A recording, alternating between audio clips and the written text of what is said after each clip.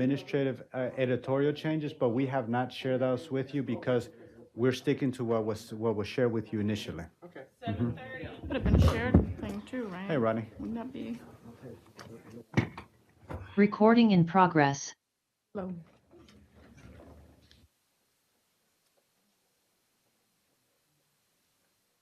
Hey, good evening, everybody. This is a Greenbelt City Council work session. Tonight, we're going to be covering a couple of sections of the budget proposal that was presented on Monday. We've got a lot of ground to cover, and traditionally, we've actually one section, the other fund section, we usually cover later in the process. So we'll have to see how much progress we can make. But before we get going, are there any information items from council members that we can cover later on in the meeting? I know the city manager has at least one information item. Two information Two items. information items. I have one.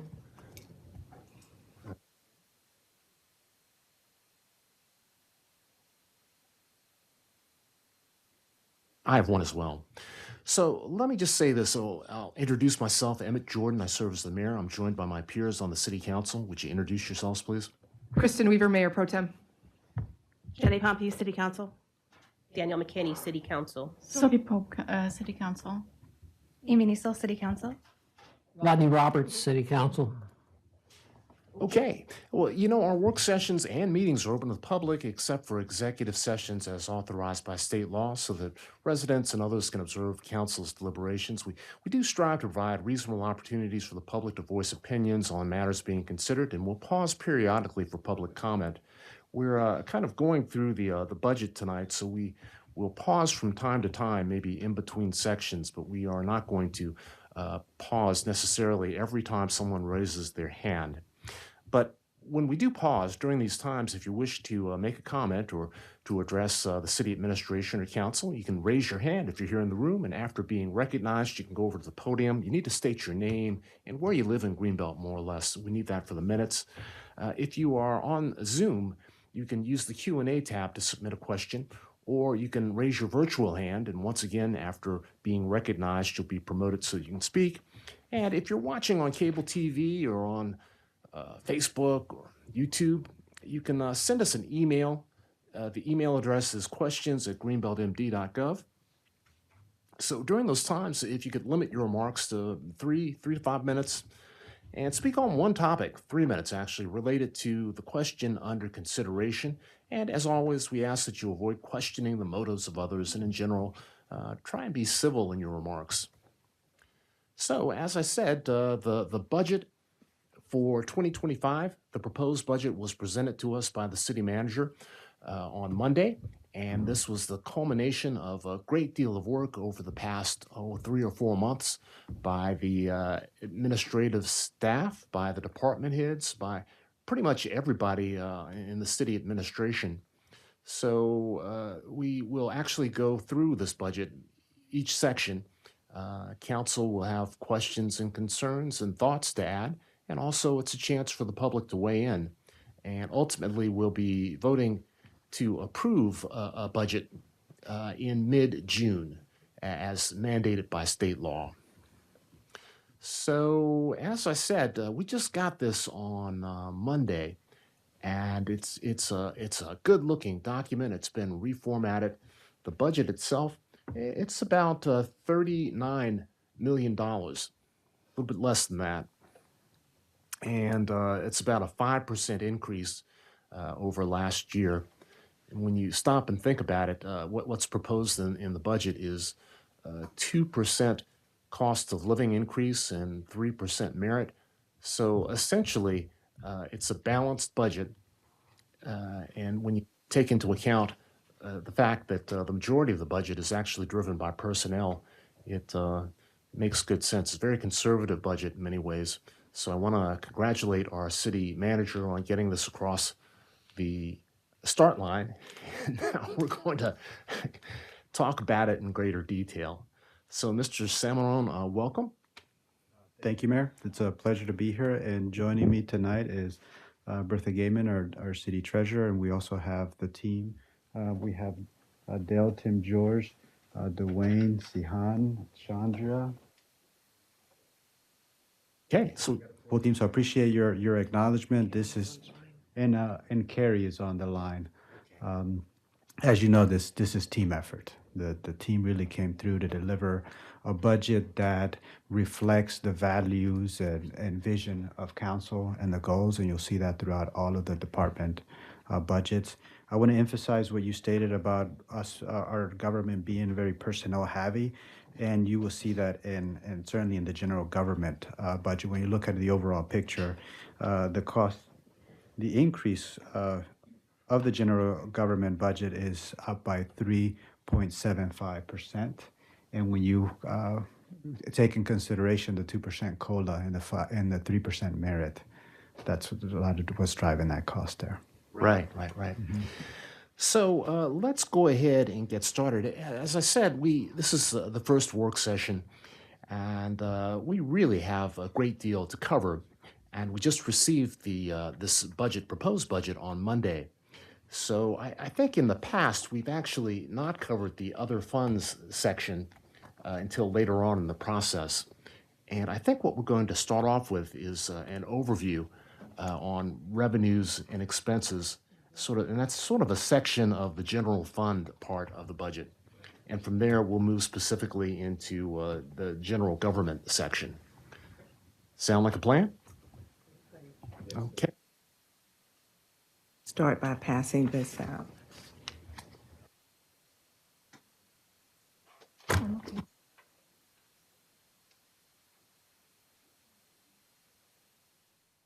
So is this going to be starting on page 57, the general fund? Yes, we're starting with the summary sheet that Bertha's handing out. Yes. This gives us a deeper dive into the overall revenue structure and the expenses. Right. We presented on the expenditures by departments, and Bertha can go into greater details as council wishes on specific expenses. Okay. Well, this is just an explanation of the numbers on page 59. Chandra, if you can make that a little smaller so that we can see the whole document. Thank you so much. And so this is what I should say good evening, everyone. Bertha, City Treasurer, Bertha Gaiman. So I'm just anxious to get started.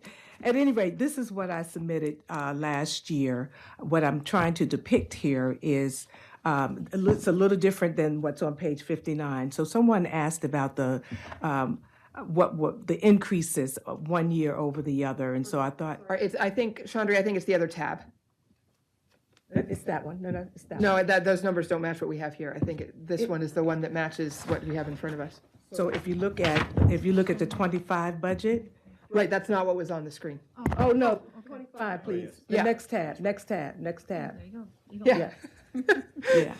Keep a running document. Yes. That is it. Okay. If you go up, please. Okay, there we go. So what I'm doing is doing a comparison of FY25 versus FY24 revenue and expenditures. And so I wanted to, first of all, show you the percentage of each of these revenue lines, what percent it makes up of the total revenue. Total revenue in 25 is $37,956,200. And as I said, so the highest amount is real estate tax, as it is every year. That represents 61.9% of the total $37 million. So I just wanted to give a breakdown so you could see. Also, if you go to the next column, I'm showing you the difference in dollar amount and variance and percentage. I think there was a question on Monday exactly how much money was added to the 25 budget, comparing it to 24. So I wanted to depict that so that you could see it in writing. So this represents, again, what's on page 59. We can go in more detail. I really wanted to talk about revenue, but we can do both if you like. But I wanted to just give you a summarized version. And this second version, I'm sorry, Josue, because mine is different, a little different. I'm trying to look at the right pages. on page 62 through 65,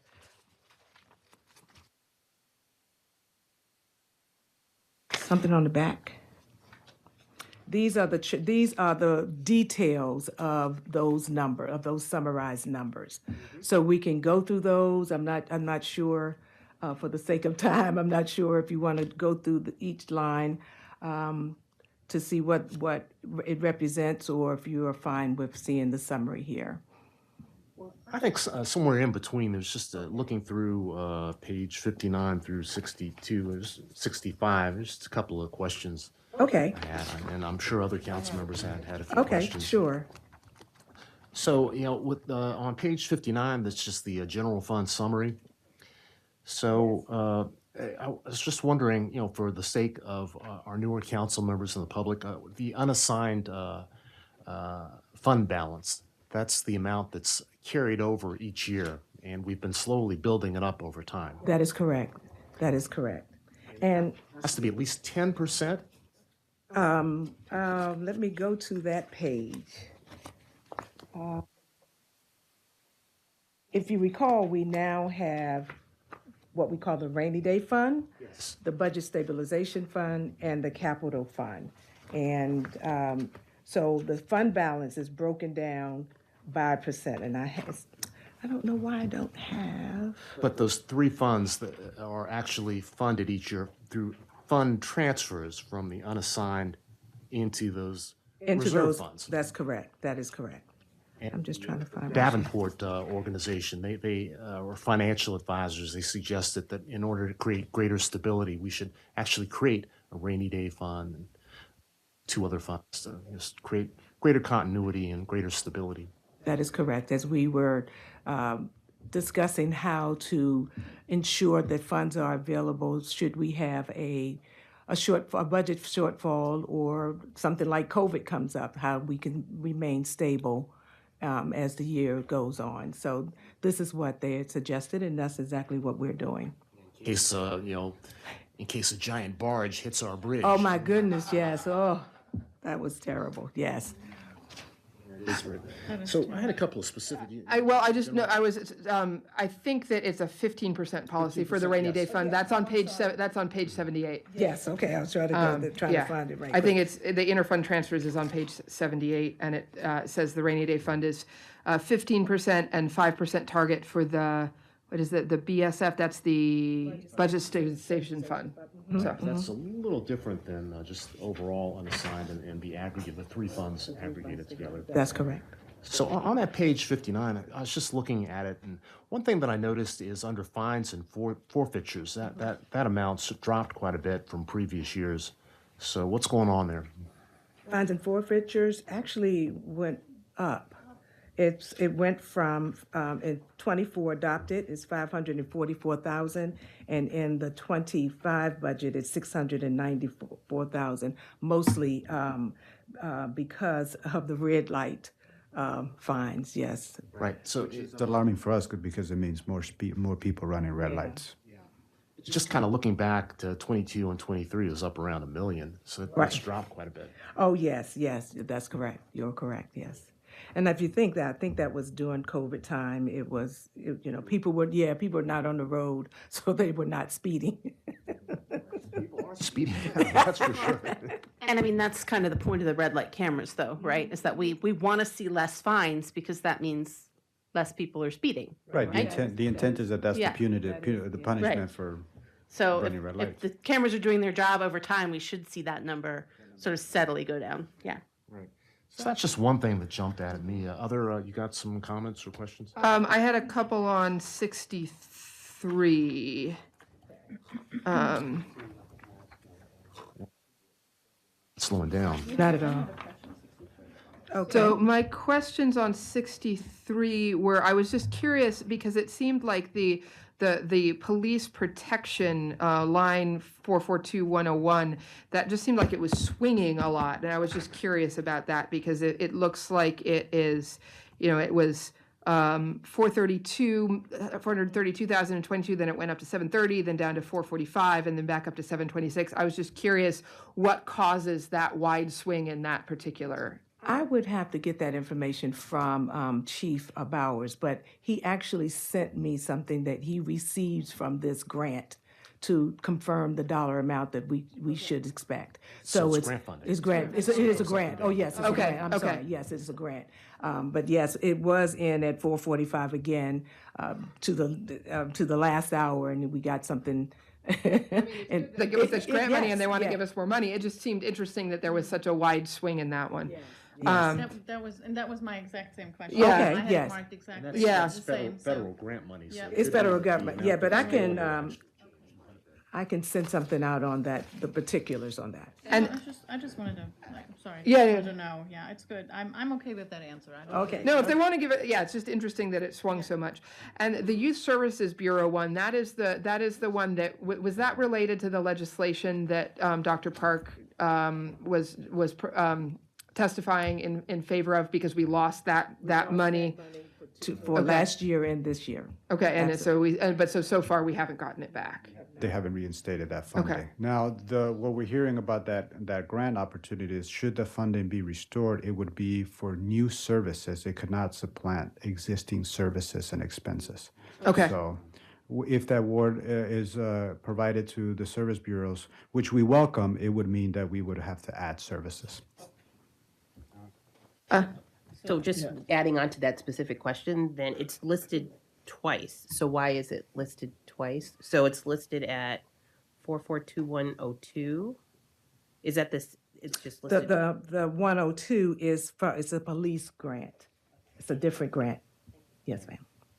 I had a couple of questions on page 62. Oh, sorry, okay. I'm- We can go back. I have a couple more on 63, but if you want to go back to 62. Okay, yeah, and 62, that's the general fund summary revenues. And it's actually, the questions have to do with the line items under personal property. And I was just looking at the abatements current and prior year, and they have jumped a little bit. Growing. Yeah, so have you gotten any additional information, or when would you expect to get the final updates from the state about abatement requests that have been granted? Well, I've been asking that question, but I did speak with someone in the county who promises me that I can have a report in April of abatements. So hopefully that will come through. Because we took a pretty big,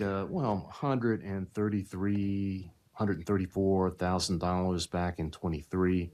24, it dropped off to about 56, and then it was back up this year, and your projection is that it will be flat again, but we'll see. You know, there've been a few stores that have closed, and yeah. And it's really hard to forecast that without the information from the state. So what I'm looking at is sort of past years. That's sort of the driving force. But as you can see, we are estimating for it to be around the same in 24 as it is in 25. Question that always comes up from some people is, well, why don't we challenge these abatements? It's because we don't have a seat at the table, and we're told after the fact, and we can't appeal, we can't challenge an abatement that's been granted by the state. That's correct. We do not receive any type of documentation to say this property has been awarded abatement or some type of adjustment. We see it when we get a transfer of dollars and it comes in as a negative amount. That's after the fact. They only share that information with the property owner, no matter how many times we ask. Change. When a abatement was requested, we might actually be able to help the property owner by just working with them that might help them in their situation. The other thought I had was to somehow ask property owners if they would be willing to share their income and expense IRS report. I'm laughing because I know that probably wouldn't have, yeah. But again, it would be after the fact because we would not know that they have requested an abatement or a reevaluation of their assessments until we get notification, which is on the bill. Right. So, The other two lines I had questions about on the same page, a little bit further down under personal property taxes. One has to do with the admission and amusement revenues, which comes from movie theater admissions. And I was wondering if there's some way you could kind of break that down between our own Green Cinema and the over in Beltway Plaza. I'm just curious to see how that would break down. Okay, I can do that. I don't have that answer tonight, but I can certainly do that. We See get that. those reports every quarter. And so, yes, I can certainly do that. Final question right below there is on hotel and motel taxes. And just looks like we haven't, our hotels have not really, and we don't have any motels. We don't have any motels. But our hotels haven't really fully bounced back from COVID, just in terms of the revenues that are coming in. And they come in quarterly as well, but it is growing. It is going up, so. It's just on room rentals. That's not on special events or food or drink or anything No, like no, that. it's just the rooms. Mr. Roberts? Thank you. I was wondering on the abatements, what type of property is it mostly that is getting abatements? Is it office buildings or any kind, or I assume it's mostly commercial buildings. I'm because- assuming so too, but I don't want to say that. So when we get that report, they are really sending us a listing of properties whose payments we are receiving. So and then listing of properties who was awarded abatements. So we would have to look at the property. This is the report that I continue to say we need to have in some type of searchable. Tell you the process is not all that great because I challenged my last assessment and they compared my GHI frame unit to a brick, to 2 blocks and a brick, which are like apples and oranges. I mean, they don't compare, but that's what they did and they stuck to it.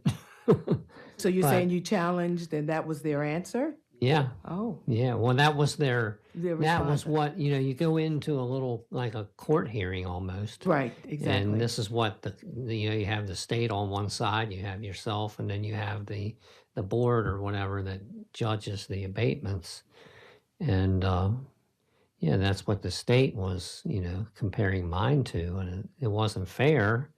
And, I mean, but, yeah, they did it anyway.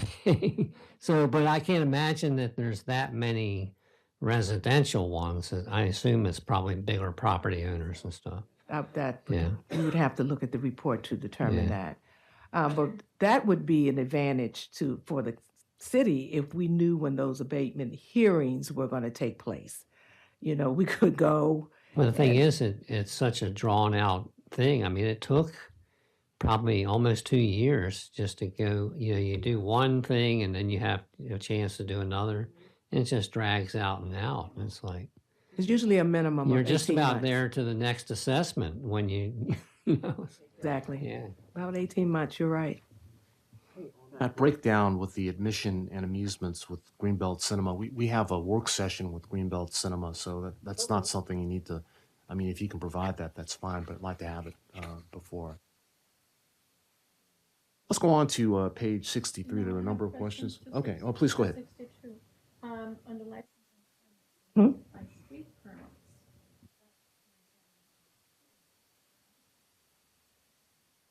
Yes, and 20,000 is 5,000. yes, actually, there is an explanation. I don't know. Is that Um, Greenbelt Station property being It's turned over to on the city? page 72. It says, well, that explains what they are. Is that where it talks about?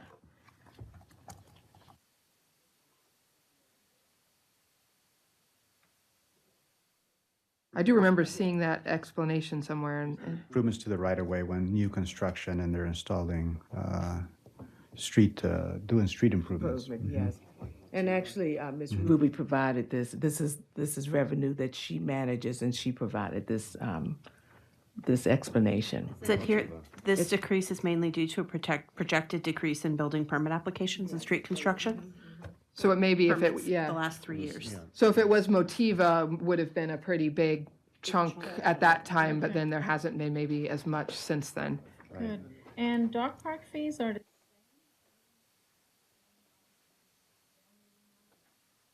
Well, we're basing it on what we see come in. If you see the 23 actual amount of $370. So, well, we're hoping to get to 1,000. I didn't want to reduce it just in case, but yeah, we're growing. It's growing. 63 if we're going. Let's go to 63. Okay, service charges for services. Mm-hmm.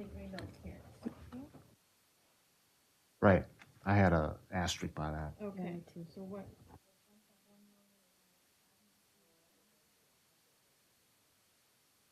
I will need to. Yeah, that did seem like a big jump. Or did they, that if the budgeted was 439,000 and then the actual was 1.1 million, I mean, maybe that would represent a huge increase. I Yeah. think that is not the case. I think I should review this with Greg, Mr. Bonner.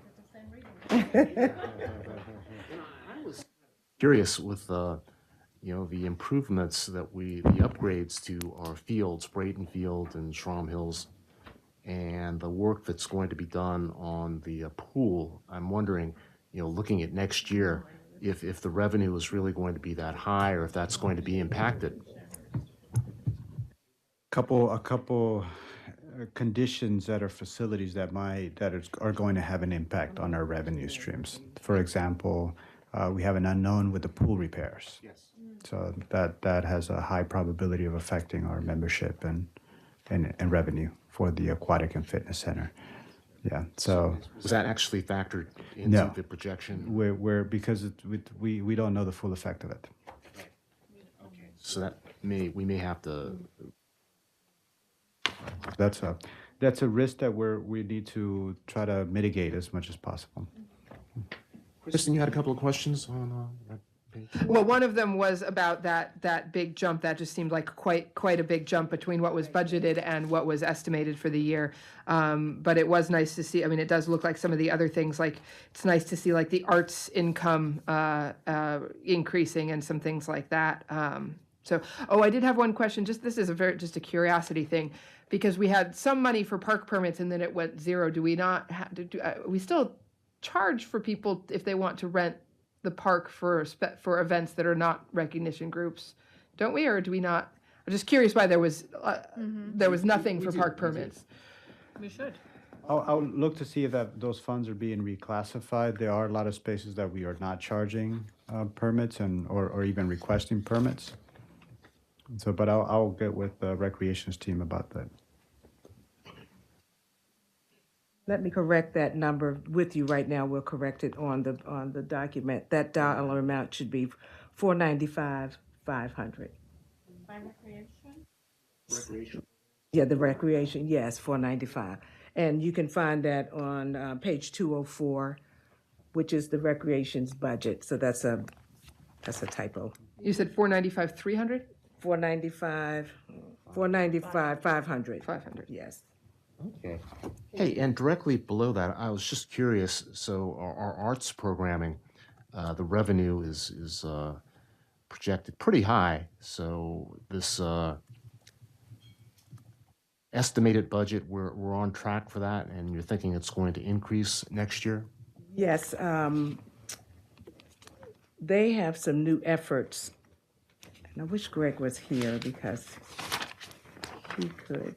Maybe hold that until we get to the recreation. So, but that's pretty much tripled, which is good. As you know, Greg and the team are really good at coming up with programming that people want and people want to pay for. So. Okay. It's correct. That number is correct on here.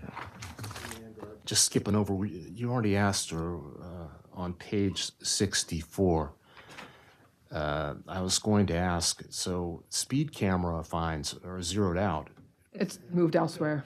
Special projects now. Special projects. Okay. Yes, that number is about 227,000. Yes. Is that the same thing with fitness and leisure? That's on page 63. 63? 00. Oh, Under- yes, That's they're now moved to- combined, that Okay. program, yes. It no longer exists, that's correct. Mhm. Well, we will as soon as when we get to 2022, as long as there's a dollar amount to be shown, we have to show it, yes. Mhm. And you'll see that throughout the budget book on where programs have changed or. Okay. Hey, so moving to page 64, I just asked about speed cameras. That's in special projects. It looks like with the 4 cities street sweeper, that's gone up a little bit, or it's about the same, About the same. but it dropped from a couple of years back. Under 480, 499, opioid and others, that's the opioid settlement money. Correct. Yes, that's correct. So how long will we get disbursements from that? We have a schedule, and I don't have it with me, but we have a schedule that tells us how much money we will get each year. Now, this is not 100% opioid. It's other grants that we've just combined. We consider them one-time grants. Some of them may be one-time grants, but I can break that number down for you as well. And they're unrestricted, or do they need to be used towards mental health services? These are restricted. For mental health Mental- services? Yes, yes. For the opioid specifically, there's a list of services that we can fund with the counseling, addiction services, medical treatment for those services. So it's a very limited number of services. That's helpful. Any other questions about page 64? I have a question. Ms. Pompey? So this is about the fines and forfeitures, the 460201, the red light camera fines. So as I sort of mentioned earlier, ideally, those should be going down. And you can see they went down from 2023 to 2024. But we still have the same budgeted in 2025. And I'm just wondering, should, Cameras? yeah, shouldn't be budgeting for that to get smaller. Well, 24 was the adopted budget, that's correct. So we will wait to see what actually happens, but I do believe it's going to be higher than 500,000 and as well as Chief Bowers, and that's why we increased it, because it's already going up. Actually, I need to send out a financial report, and I'll do that as of, what is this, March? So as of February, and you'll see that number, that number you'll see that it has already grown. Okay, so I just wanted to make sure that we weren't thinking that that's going to stay the same if there's a downward trend on it. It's going up right now. Okay, thanks. Yes, Councilman? This might be a question for Chief Bowers as well, but is there a way to break that down by which camera in which region it is? I mean, I'm just thinking for safety purposes, right? So if we're looking at other, Reported by camera.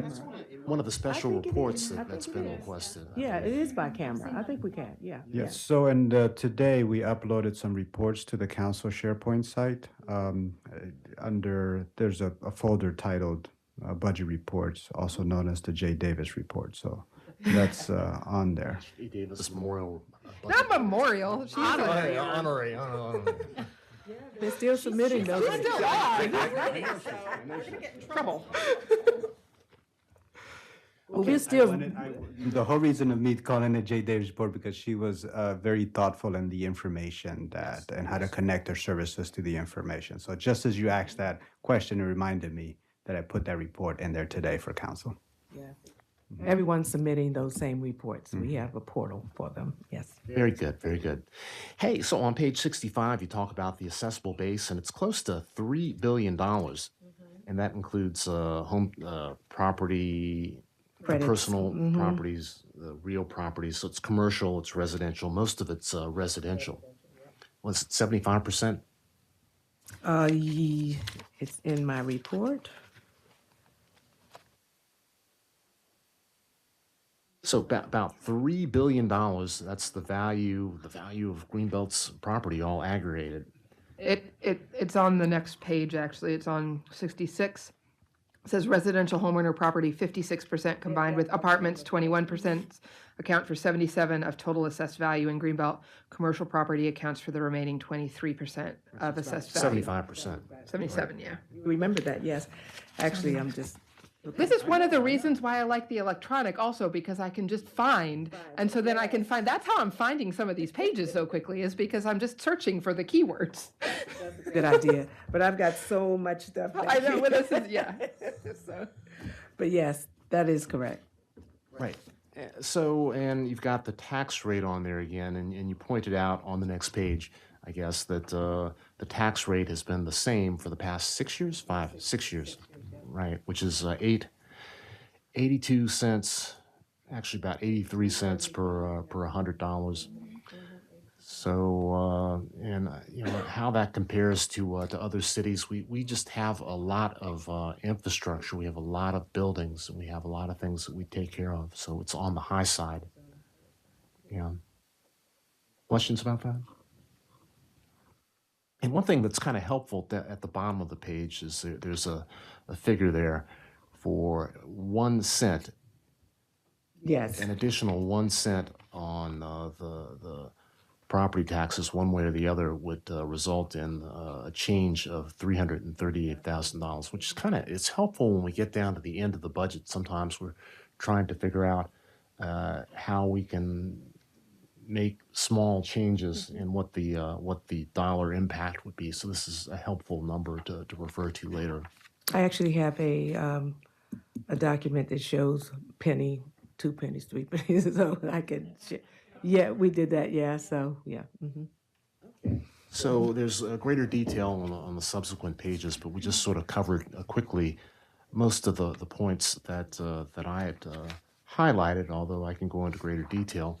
But as far as the rest of this section on revenues, which goes up to page 74, 75, any council members have some comments that they want to make on these next few pages? The next one I had was, I had a question on 74. Okay. So I was just curious because it seems like this is the one where we're looking at specifically there on the waste collection and refuse there. It just seems like, given the percentage collected versus budgeted, it seems like we're consistently underestimating, since all of those are in the red and negative.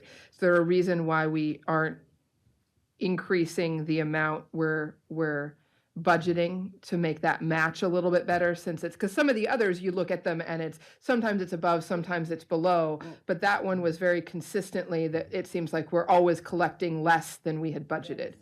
So 76, yeah. I had a related question. Maybe it's related, maybe not. But I mean, so this is tied to the expenses. So aren't the expenses of waste collection, refuge, the tipping fees and whatnot, aren't those going up? Haven't those gone up Well, each year? the fee has gone up. But the amount that it cost us, taking it to the county or other places, has gone up. It's just revenues. Just revenues. So okay. We have to tie the expenditure to this, but the amount for the that we're budgeting and have budgeted for the last couple of years is $679,000. So the amounts that we've received, well, it's gone down the last couple years, but back in 19 it was 684, and 20 it was 684,000. In 21 it was 674,000. 22, 678,000. So we're close, but it's Same pretty Yeah, it was one of the ones that I noticed that some of the others it varied. Like so maybe Chandra, if you go up to like the licenses and permits on page 72. So if you look at that one, for example, sometimes it's lower, sometimes it's higher.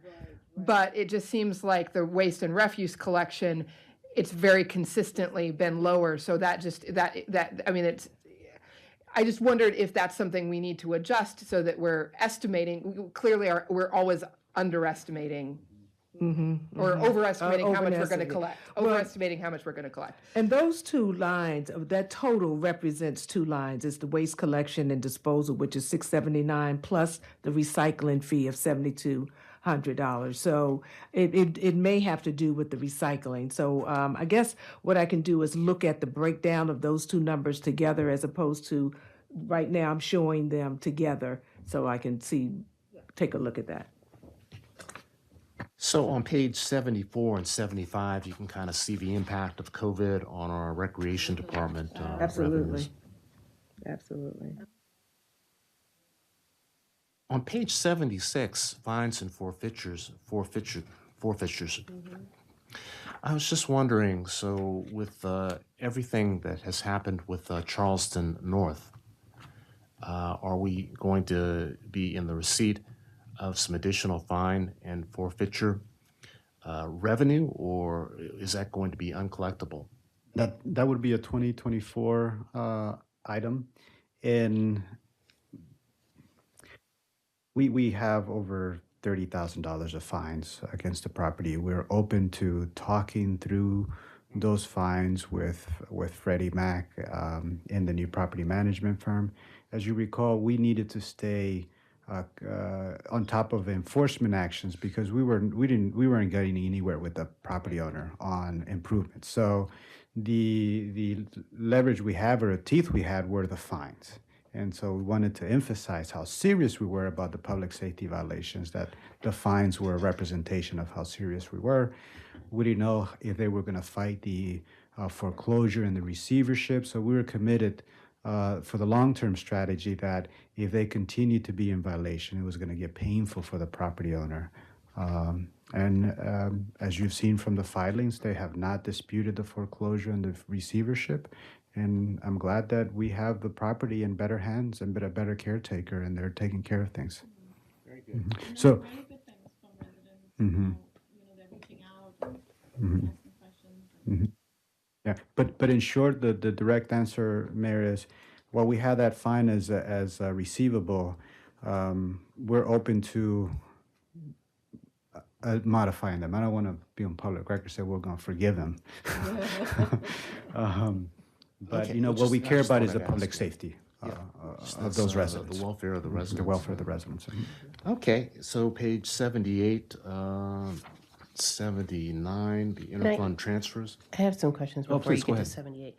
So on 72, when you were talking about the permits and the fees that come from cable television and how that continually decreases, but it says that you kept it the same even though you're seeing a trend of it going down. What was the rationale then for keeping it the same? Well, because it's hard to determine. So let me just look and see what we received in 23. While you're doing that, we know that the cable cutters are continuing to go up. Comcast and the other providers have raised their rates, so I expect that the overall revenue stream is gonna be relatively similar because while they're seeing fewer subscribers, the cost of subscribing is going up. That would make sense. And Say it. I don't have that sheet in front of me. It's I want the 23 amount. I think was high enough to support holding on to that 310,000. And then the second question I have was on page 74, going back to the waste collection, the refuse, excuse me. And we were talking in one of our last meetings about the recycling centers and trying to put up,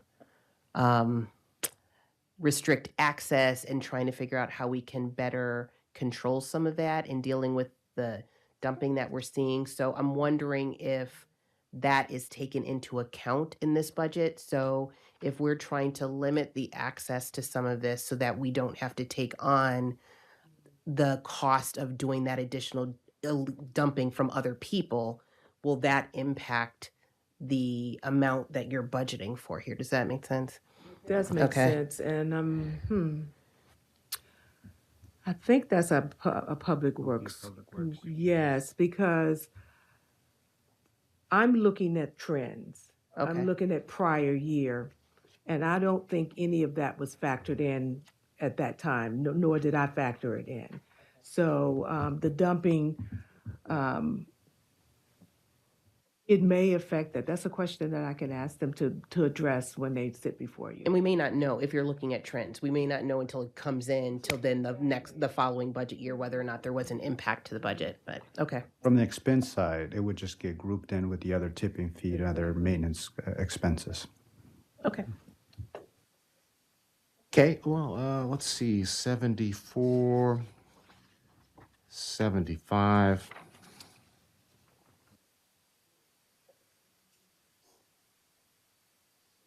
Six. Actually, on interest and investments, how's our portfolio looking? It's looking pretty good. It's extremely high, extremely high, and I just raised it a little. Yeah, somebody, it is extremely high, as you can see. Again, I need to get a financial report out to you so that you can see how it has grown from the last report that I sent out. But we are well over the 50,000 that we budgeted. I want to say we're close to $200,000 or $300,000. Yeah, so it's very high. It's because the interest rate continues to go up. It's going up. It's going up. But the last thing I heard is that it may not go up this year, and so I only increased it $50,000. I'd rather have more than less. So if we have more, then we're at advantage. If we have less, then we got to find money. Okay. Yeah. So on page 78, interfund transfers. So from the capital reserve fund, we're allocating $1 million into capital projects, 50,000 into I'm sorry, Mayor, that's I'm last sorry, year. I missed, that's Yes. last. Okay. Yes, so that's last year. So we're showing what, I just have a running tally just to remind you what we did last year. And then for this year in 25 is at the bottom. Okay, and there's At an the low. error in here that's an economic development fund. I don't know where the arts came from. There's arts and economic development. It's Let's get in there. Is that the public arts? the public arts. Yes. $5,000 for them and $25,000 for It should still be entitled economic development, but Okay, the arts okay. fund. Would you want a separate line item for public art? I think we used to have that, yeah, but it's definitely qualified to come out of that, but that was set up as an economic development fund. Sure. And I can do another line. So there's a page, do you want to talk about the forecast briefly, the page 80 and 81? There is a resident question online if at whatever point you want to stop for resident comments. I think after these are the last. So let's finish the section. You just want to say anything about the forecast in general? Well, my forecast is that we Cloudy? partly cloudy, and I don't want it to be dark. I just want to emphasize that we managed to balance this budget by cutting a lot of expenditures or trading off expenditures, I think is the better way to say it. Revenue was was high. I'm just concerned that I continue to be concerned that we rely so heavily on real estate property. We have not raised the tax rate in the last 6 years, and I just don't see it being sustained, maybe another year or so. So what I proposed to Josue or Mr. Samarone, that I should do either a 5-year, 10-year projection just to see where we bottom out, or if you will, just because we have two options in preparing the budget, either to raise the revenue or to cut expenses. And the services that we're providing right now, I know that Greenbelt residents appreciate and they want. So at some point, we're going to have to make some decisions.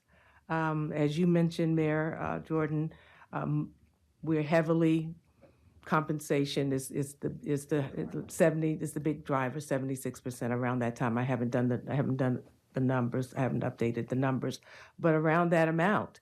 And so I'm just highlighting this because I should. That at some point, we're going to have to consider raising the tax rate or finding other. Diversifying the stream Stream of of our revenue revenue stream, sources, and yes. maybe, if our business sector was, rebounded a little bit more, and in the future, we do have some projects, the FBI and other projects that are coming online, maybe purge those things, and just diversify, so it's not so reliant on property taxes. So that would be my highlight. So we feel fortunate that we're able to deliver the exceptional services to our residents with the revenue that we have now. And we're proud to be delivering a balanced budget to y'all because council was very clear, no tax increase for this year, so. Revenue from the FBI is pretty far down the line. It's like 6 or 7 or 8 years down the line, so that's not something we can really bank on.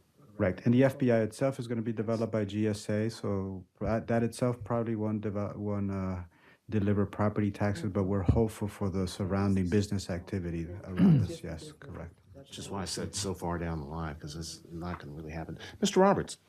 Well, I think we need to acknowledge that even though the tax rate hasn't gone up, people's taxes have continued to go up. Yes. So when you start talking about, okay, we're going to raise the tax rate, that's a double whammy. So, it is going up because of the assessments going up. I think that's where a lot of the problem lies, is with the way the state assesses properties every 3 years and just pushes them up. And that's hurting a lot of people, let me tell you. I'm sure, as a city, you like it because it's more revenue, but for the people, it's not the greatest thing, for people that don't have a lot of money. I saw in here the median household price, median was about $290,000. And if you compare that to our neighboring jurisdictions, here in Prince George's County and just Montgomery County and the entire DMV, that's pretty moderate. It's a good thing. Let's see, we got a question online. Do you want to talk about fund balances before we go? Well, let's take the question first. And I think, let's see, who could possibly have a question out there? What? Wait. Jay Davis, Jay in Bell Davis. East. Yeah. How Just are you tonight, remember, Jay Davis? assessments are driven by the market value of the houses. So if people will stop selling their houses at high prices, then the market value will stay the same or go down. No, it won't. Anyway, I have a question on page 77 Okay. under miscellaneous. It appears that there may be two things referenced in the first paragraph, because it talks about that we have a public-private partnership with Franklin Park Apartments. And then you go on to talk about $70,000. Is that what we get from Franklin Park every year? Or is that in reference to the school resource officer, which I believe now we get $80,000? It is the officer. We get, I think we get 140,000, in 24 and 25, but it used to be 80,000. You're correct. So, but Franklin Park is not the school resource officer, so that's two separate things. True. And what you have there is you've kind of combined them. You have the original amount budgeted, and it seems to refer to the funds that we get from Franklin Park. Okay, I'll check that. So it may be that you're missing a sentence. Could very well be. Okay. Then Okay. the other question I have, I'm going to jump ahead while I have the floor. As soon as I find it on my page. On page 93, which is staffing, it looks like there's an increase of 2 positions. But yet on page 84, it is stated in the middle of the page, there are no new positions included in the fiscal year 2025 budget. So which one is correct? It is 2, and I think what's happening is this, it's just not updating.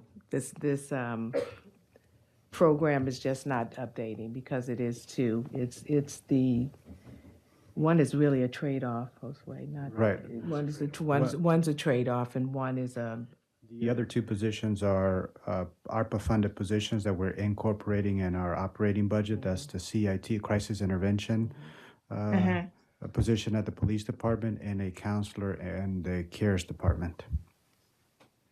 But in truth, if you want to be honest, we are not saying that there are no new positions. There are two positions that are being added to what we are paying as taxpayers. that is correct. And actually, this document was updated to say that. I think this is the older version.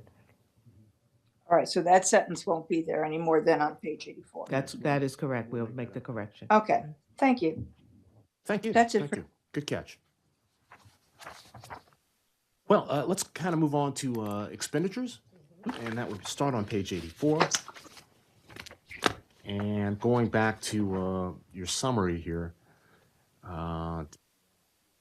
you already highlighted these, but just once again, anything you want to highlight on expenditures from the spreadsheet that you just submitted?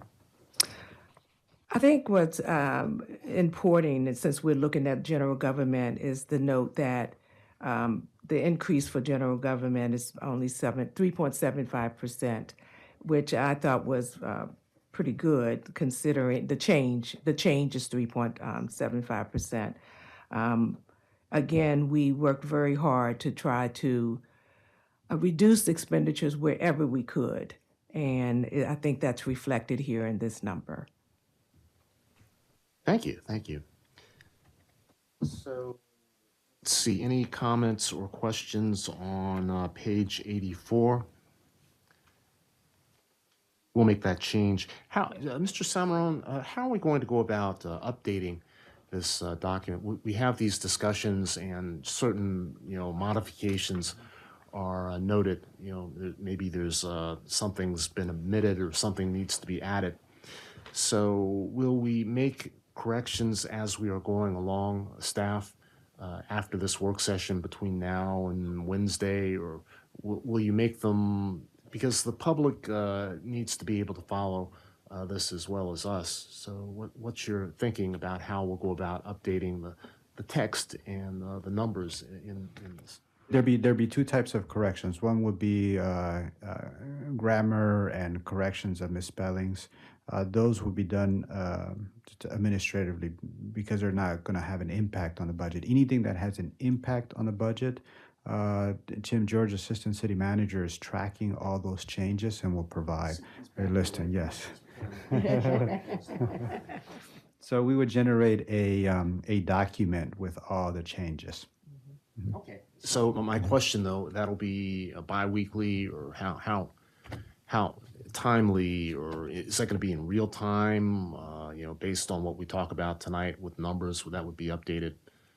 Let me get with the team, because if there are budget changes and it affects the entire budget, it would be good to update that instantly so that we can reflect a budget change. So if you were to say you want to change out an expense, it would be important for us to do that immediately so the budget gets updated.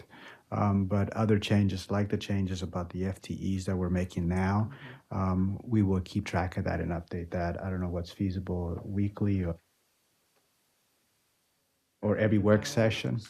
Whatever's Yeah. right. But I do want One of to. the reasons I was saying that is the formatting, the way that we've done this is a little different this year. So it's actually a little bit easier to dynamically update spreadsheets and text as well, and publish them out.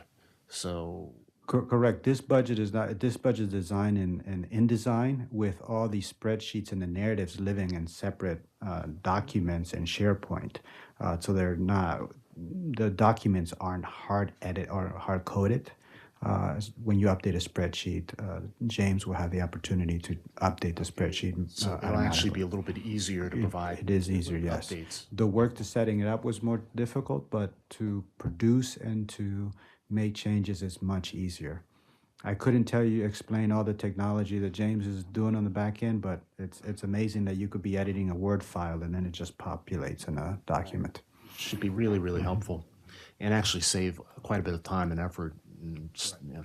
Okay. Hey, looking at page 84, great, interesting about 250 employees, 251 more or less. This discussion about the cost of living adjustment, which is 2%, and 3% merit increases based on anniversary dates. Because personnel costs are what really drive the expenses, drive the budget.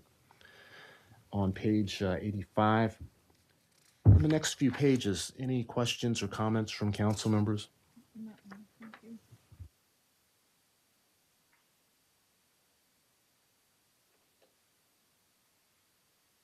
Okay, moving to page 88, which is a summary of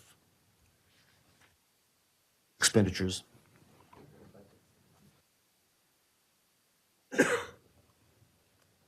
Any comments on page 88? I just remind everyone that this is a summary of the individual budgets by department. What's your pleasure in this? We've got a number of staff members here. Do you want to kind of go through each section of the budget, and staff members are welcome to talk, or if we have questions about a particular budget area? The within team city is here to provide information as council needs and wants on these particular departments. General So- fund, Right. I mean, general government. In I'm sorry. general government, so we want council to get the most out of this session. So if there's a particular department you want to drill down on, we're happy to be there. Mayor Pro Tem. Well, it seems like this summary is not the place to do that, though. It seems like the place to do that is when we get into the individual departments. So the summary has everything. I think if we wait till, like, I don't know which one we're going to start with, or I don't remember which one comes first, but it doesn't seem like talking about the summary makes sense. But when we talk about, I see Tyra over there, when we talk about DEI, that's when we should talk about the individual stuff there. Right, and My what opinion. we were prepared to do was look at general government in its entirety tonight, and then the rest of it on different nights. Mhm.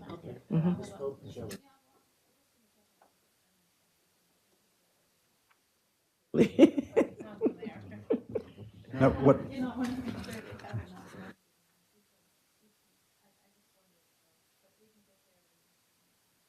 right, and that would be in the police department budget.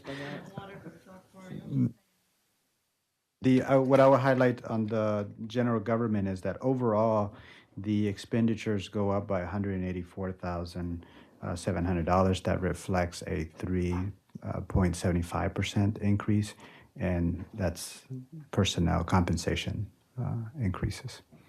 We identify some cost-saving opportunities throughout the budget, and you'll see that reflected in the other operating expenses. Very good, very good. Well, let's go ahead and pivot to page, I don't know, city council. I had members. Yeah. Do you have a one question thing or on the comment? org chart. Okay. Because I noticed that it didn't look like the crisis intervention team was specifically listed under the police, and I just wondered if, because I think that's different from the community-oriented police, isn't it? Community action team. I just noted that there was a lot of other separate, specialties and divisions listed under the police, but it has crisis intervention under CARES, but doesn't list our crisis intervention team and our community action team under the police. It would be within the police department budget org chart, Okay. and that is. I guess it just seems like since it breaks down a lot of the smaller groups in the police department, we've got narcotics, we've got the school resource officer, all those sorts of things. It seems fairly important to me that to call out on that main org chart also our crisis intervention team as part of the police. Right, so on page 147, we'll reflect it in the overall organizational chart. On page 147, if you're looking at the overall book, the crisis intervention team has its own call out under the patrol division. So there we list the intervention supervisor and the officer that's part of the crisis intervention team. Yeah. So And I haven't read through the police budget yet because that wasn't on the list for today. So it was just in the main org chart that I noticed that it was missing. but that is an excellent call out because it should be reflected in that overall organizational chart. The crisis intervention team is a key function of the overall city services, and it should be reflected in there. And I think some of these summary pages are the ones that may, if I don't know how many residents want to read all 290 pages, but some of these key summary pages are the ones that might jump out to people. And so calling out some of those things and making sure they're included there seems like a good idea. And the team worked hard to make this book easier on the eyes, easier to read, because we want everyone to read it. It really is. Yeah. Hey, on that org chart, one thing, I think there should be like a dotted line between council and the city solicitor, because sometimes there are times when council needs advice. Correct. Okay.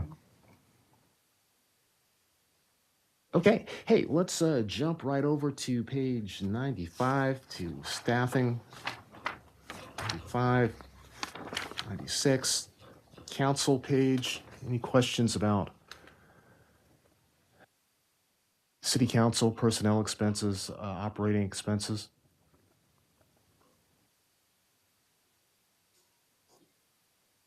Over 100 meetings, work sessions, closed sessions, special sessions, and public meetings. Woman majority, first African. Well, if you actually look at this, if you look at page 100, you can see that the projected, the actual meetings in 2024 and projected as fewer than previous years. Less than 100. Yeah, yeah. We should be proud of that. Less than 100 meetings. This does not count all the council activities. There's Doesn't count that, not at all. I think that we still have some of our neighboring municipalities beat, even though we're under 100. Maybe I one think or we two. probably have most of them beat. Whatever. I have a spreadsheet. I looked at this, at how many times, I did this when I first, not long after I got elected, I created a spreadsheet and looked at that PG County and how often they meet and when they met. I have a spreadsheet. We're an engaged council. We're an engaged council. So we're a little bit larger than a lot of our neighboring municipalities, and the form of government really does matter, so. just for the record, we put that 100 plus with a sense of pride. That's right. Yes. Accomplishment. Okay, well, let's move on to administration. I like that you guys have the nice photos of the team. I just want to add that. It's very nice to see all your smiling faces. So, looking under administration, personnel expenses, This budget decreased by $51,800. So, effort, as I mentioned, there's effort to reduce where we can. so professional services dropped a little bit. Yes, there was $30,000 there that was also in council for the legislative. So it was in both places, so I removed it. Questions about administration? Yeah, so looking at the performance measures that are on 103, some of these I was curious about. I'm not sure that it has meetings, and I assume that's meetings with department heads, administrative staff, and I wasn't sure exactly what council referrals. I guess I didn't find those first few lines of performance measures particularly illuminating I'm not sure that I don't know that I would consider, just the number of meetings held, which is what this looks like, as maybe the best performance measures. So I wonder if, not necessarily for this year, but in future, maybe we can come up with something that's a little bit more meaningful in terms of performance measures in this category. Yes, we are hopeful too. For the purposes of continuity with the data, Right. We're following that up. Page 101, you've actually listed the number of minutes, that 10,639 minutes in meetings, work sessions. How many seconds is that? Yeah. How many weeks a year are we spending in meetings? Okay, well, if there are no additional comments or and that comment about the performance measures, they should be always be measurable somehow, and not just a count, but some sort of a better measure of what's being accomplished. And I know sometimes there's not a direct outcome that you can link in performance. Sometimes there is, sometimes there isn't, but a simple count doesn't really tell people very much. Correct. I mean, there's so many things we do that are not counted. For example, constituent service request. There's a lot of tasks that we're managing through administration that just don't have a good place to get counted, and we need to work on that. And I think some of those things might be more interesting. Like I know I'm always impressed when the police talk about how many service calls they get, how many calls they get to dispatch, how many of that sort of thing. And that, I mean, that's a very impressive number because you think about how many calls they get, you divide that by 365, how many calls they get a day. And I think, that seems to me, for example, to be a more meaningful, a more interesting number as a performance measure you can look from year to year. So I don't know what that is for administration, but and we do have a question online if you wanted to do that before we go to the city clerk's office. Well, I'll have to keep rolling. Jenny, did you have a question? Where are we on the, I don't We're want to jump still ahead. I have in some questions. administration. One thing I did want to highlight for administration, if I might. Yes, Oh, please. Yes. okay. I just wanted to emphasize that we did add in information about the city clerk's office this time. This is something very new that we've never done. Diversity, equity, and inclusion has their own page. The grants coordination, grant coordination page. We just thought these things were very important, so we included, we didn't sort of bury these programs within administration. We wanted to highlight them this year. Right. And photographs are very, very nice. They really are. Especially the clerk's office. Good looking. So can I ask just a quick question? I'm Yes, just please, go building ahead. off of the performance measures piece. So can you just give us a little bit more detail on what the number actually means? So if we're looking at department heads, is that number of department heads under, or is that administration staff, because you have 50 and 50? So I'm not sure what the performance measure technically is. Which, I'm on page 103. 103, yes. Meeting with the department I- heads, yeah. So their number There would of be meetings. There would be Yeah, meetings, those are yes. meetings. Those would be Those are meetings. meetings. Mhm. Okay, so maybe it might be good to actually clarify what that is. So, because I see, so basically you have meetings and then department heads, administrative staff, but you don't have a number in meetings. So I thought it was not related to Oh, that. yes. Do you see what I'm It's saying? a spacing, yes, it's a spacing issue, right, absolutely. Mhm. Yeah, so even Yeah. just tabbing those other ones over a little Over bit. Yeah, shows that right. it's under that. Right. Right, again, the data needs some work. Council referrals received, just 10, that might be a weekly. Yeah, I was going to say that I don't know what I feel like you sometimes get more than 10 in a meeting, that you get a question or referral, depending on how you classify what a council referral is. But I think the grants metric could actually be good. Yeah, that one was more makes- interesting. That one yeah. Yes, that is very good, I agree. And for this year, we have a whole section dedicated to the grants coordinator. So it tracks the application numbers and the amounts applied, awarded, and not awarded. Yeah. Yeah, Carrie's doing a wonderful job. I think council was very wise to request that position, put it in the budget. And the development team consists of Carrie, Tim, and myself. Okay. Quick one go ahead. here, Mayor. Under city council government, this is on page 100, performance measures, you have charter amendments enacted, and we have 0 estimated for 2025. But I do know that there is some interest on council in maybe enacting a charter amendment or two, particularly regarding filling council vacancies. I know that's something that we really want to get done. I know that can obviously, it will change, but for residents who are looking at this, who may be thinking, wait a minute, the council has talked about doing that. maybe we should. Yeah, and the council is going to actually look closely at a few. charter in At the general. charter in general and a few specific things. Could So- happen. So I don't know if I would want to quantify it, 2 or 3, Right. I don't know, but Just but want we to call are it out definitely here, though. right, and that's important to call it out. That is going to happen. We are not forgetting. Not at all. So I don't know if there are any questions about the clerk's office, about the DEI endeavors. With the grants coordinator, just looking at the numbers, we've got, that's a really big number, but we've got ARPA money in there, we've got Oh, yes. CBDG money, so it's sort of a mixed bag.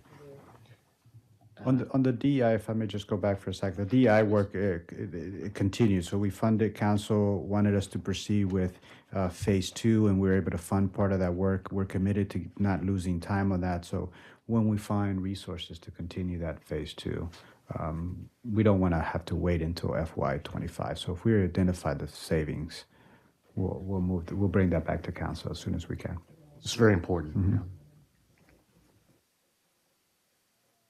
I had a question about the bond bill line.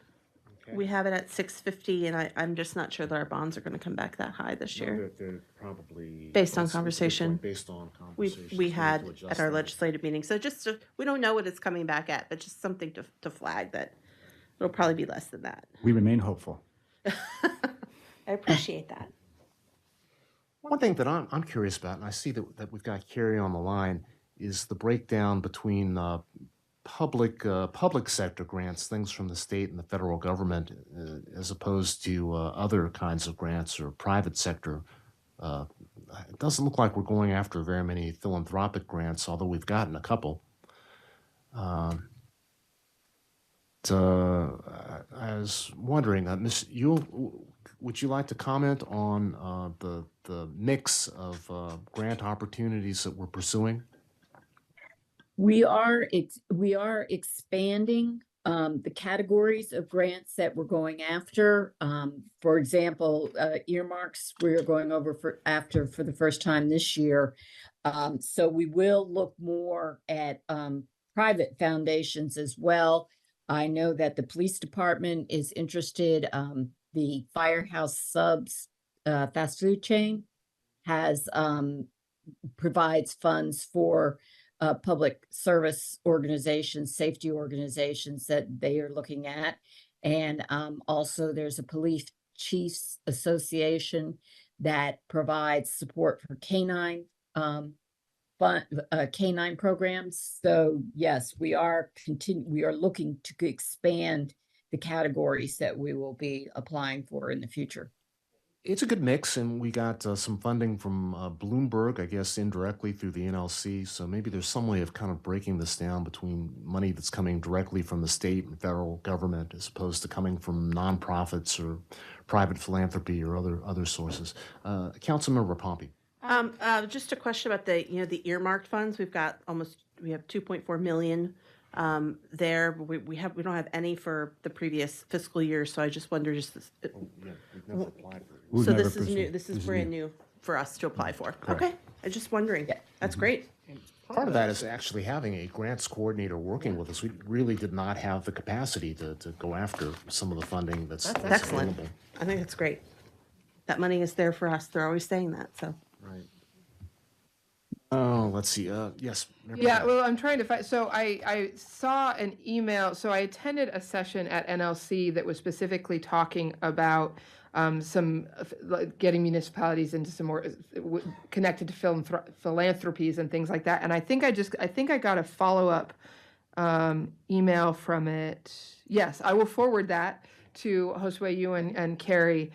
It's a funding for equity, unlocking philanthropic public finance opportunities in small to mid-sized cities. That was the name of the session I went to at NLC. And there is a follow-up session. Oh, shoot, I should have sent this earlier. Well, it was unfortunately this afternoon. I think they just sent the email about it yesterday. So they didn't give a lot of time to follow up on that. But maybe there's still some information that maybe they recorded it. So I apologize. That just came in yesterday afternoon, and I didn't get it forwarded right away. I didn't notice that the date was quite so tight on it, but I will pass that along. Great, thank you. I had a comment just back on city clerk's office. So under the management objectives, in the part where you're talking about the city charter review and the code review, you talk about building out the framework to promote transparency and fairness. But I'm wondering if we could also pull something like that under the records retention, because it's not so much just retention as well. So one of the things that came out of the DEI study was, how do we make sure that our records, our minutes, everything are available and transparent, so people don't have to dig through them, so that they understand our process and our workflows. So I'm wondering if there could be, if that second bullet isn't just retention of that, it's also kind of communication of what that will be moving forward. And then one of the other things that sat with me from that study was talking about how we're pulling through language around DEI, just not in DEI. So how are we talking about inclusivity in each of the departments that we're talking about? It should be a language that's kind of throughout. And so again, I see that in like the third bullet, but another example of that could be, when we're talking about elections administration. One of the things we had talked about this year was, how do we make sure we're translating into the languages that our residents are actually speaking and things like that. So how do we make sure we're pulling through those, and they're not small things, but those things throughout in each of the departments, I think would be important. Excellent feedback and questions. Some of the departments have been very intentional by adding that DEI language, like CARES, in 2 different areas about language services, recreations. This is it, and if you noticed on the redesign of the issues and services, we try to mold those into themes, and we're hoping to address DEI and other themes throughout that, because and perhaps we should have a dedicated portion for each department on DEI. So we're working on it. Departments are very intentional about being more inclusive and equitable. This is the first year in the redesign, and we hope that it gets better over time. So we really welcome the feedback on the pillars, the strategic framework, the issues and services, because those are going to be structural elements of our budget across all the departments. Okay. We're sort of jumping around a bit, so I think this would be a good time to pause. There's a question online. I think there's a question in the room. Jake Davis, are you there? Yes, I am. And I'm Well- back in administration. I raised my hand at that point. So it's page 102. You already asked about professional services. I'm not sure I understand what you meant by minus 30,000 because of legislation. Is that because we now have a contracted legislator? That's for the But contract. wouldn't Yes. And those expenses are in council's budget as opposed to this budget. They were In in both- administration, Yes, okay. they were in 2 places. Communications dropped $3,000 as well. Or are you just thinking that's going to be more or less like what you think it's going to be from last year? Yes, and I would probably need to look at that, but actually I have that budget here, hold on. Because it's a pretty steep cut. If we actually are spending $9,200, then I'm not sure why we went down to 6,900. Well, I'm looking at the itemized bill. I'm looking at that amount encompasses local phone services, long distance phone services, and cell phone. And it was rather low at the time that we did the budget. It was $4,500. And we just basically said we would spend the same amount, not really knowing what else could be in those numbers. We just doubled that amount and made it 9,000 for 24. The idea is that we need to look at the phone services contracts to determine how this cost is coming in. And Mr. Worley is in the room. He actually manages these phone services. But I think we did this in all of the budgets because it fluctuates so much month to month.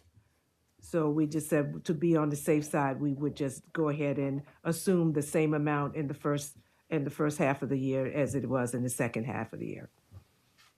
Okay, and then under special programs, you've gone up from 25,000 to 32,000. Are we having more special programs? That is where we added the DEI, the second phase of the DEI program. Okay. Yes. Then on page 103, there's some numbers. First of all, if you bold and put in bold meetings, then I think people would understand that everything underneath it is a meeting. Yes. Because I think what the concern is it gets confused. But we're also missing some numbers with grants. Is that because those numbers are actually going to be under the grants section? They are under the grant section. So I guess So, we could. Okay, so, maybe a note saying that's why they're not listed there. I know like a couple of others, like where their museum numbers are now, it says now they're under recreation. Otherwise, people think you just left the numbers out. We'll add a note. Yeah. Underneath accomplishments, we talked about the armory and the deed, and that hopefully the transfer will occur by fall 2024. I'm sure that we're planning for this transfer. Are those funds and everything included in our budget? We don't have a department budget for the armory, and we need to establish that. So I think that's Not in the numbers. that's not in the numbers. Currently, we just this week we're starting to receive the utility bills a bit earlier than I expected. So we need to make another department for the armory and figure out how to capture those costs. Now for the armory for 2025, we are considering the feasibility study, and that's we requested that as part of the bond bill. There's some concerns about that project from the bond bill's request, but we also have it in ARPA funding should we not get that bond bill. Okay, Now, the so bond- that's where that would be. Yes, and the ARPA expense for that project is at 150,000. We have requested 250,000 from the bond bill request. 250,000 would allow us to do a more comprehensive feasibility study than 150,000. Okay. Jay, I think you may be coming up on the 5-minute threshold. Well, if you would call on me sooner, it would be faster.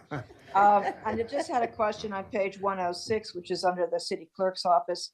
It talks about a city charter and code review committee. Is that going to be staff committee, or are you going to be asking for volunteers? We currently have a draft proposal in our office that contemplates citizens, council, and staff. We have not presented the proposal to council. Okay. So when I'll we wait. present to I'll wait on council, it. when we present it to council, council would advise or decide actually what the best approach would be. Do I hear Okay. volunteer? I was thinking of it, yes. See, we have a question from Mr. Orleans.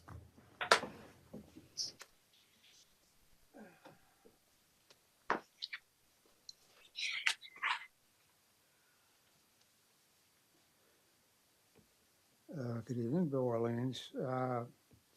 Someone very highly placed in administration has already been informed of this, and he had the same problem I did. Some of the literature listed tonight, available for distribution tonight, wasn't collated very well or copied very well. In our future budget sessions, hopefully, such documents as this will include all of the pages and not every other page. And on that point, when council are asking questions about a specific page, I wish they would refer to the page. Rather, it's not always been the case, Madam Mayor Pro Tem. Sometimes council does this, And sometimes in a colloquy, you're just jumping around, as was pointed out by the mayor, you don't. It's a little difficult to follow, especially when you don't have all the pages. Thankfully, I have the budget book, so I was able ultimately to find the right page in it. A short while ago, it was suggested that, and I appreciate this, Councilmember Pompey, that since there have been questions about proposed charter changes raised by, among others, members of council, but certainly by residents, that maybe council should consider doing that. And the response was from the mayor that, of course, there's general charter change discussion forthcoming. I would like to suggest to council that some residents in town don't appreciate council at its leisure considering appropriate charter changes. And I would further suggest that some on council should not be content that it's thought that at its leisure, it's going to consider appropriate charter changes. Especially since some of the charter changes that have been discussed in the past, if not seriously, I hope, but nonetheless discussed, would include charter changes that would specifically benefit incumbent members of council. So we don't have to wait till August, as has been proposed. Do you have a question, sir, I do. We related don't to the have to wait budget? till Will you August, please as has been go ahead proposed, and, talk and if you could generally kind of about lower charter the changes. tone just a little bit, I'd Well, appreciate it. Pointing out or echoing former Mayor Pro Tem, former Councilmember Jay Davis, if you'd allow me to talk, it wouldn't take so long. We don't have to wait until August for a general charter change discussion, since residents of the city have indicated they want one to be discussed as of November. That discussion ought to get off the board. Tonight, I've had my first opportunity since she was retained to meet virtually the grants coordinator. I have asked council on more than one occasion, and last week I asked of the advisory planning board, why not invite the grants coordinator to come and meet with residents of Greenbelt in a meeting, a formal meeting or a work session? And I'll restate that request. I'm pleased to have seen her virtually on the screen. I assume that was her. I don't even know her name, but I assume that was her. I'd like her to come to a meeting in this building or in the Sikh Community Center, or APB, somewhere where a general discussion of potential grants could be had. And I remain convinced that residents in town will know of potential grants that she may not be. So I'm looking forward to that occurring. I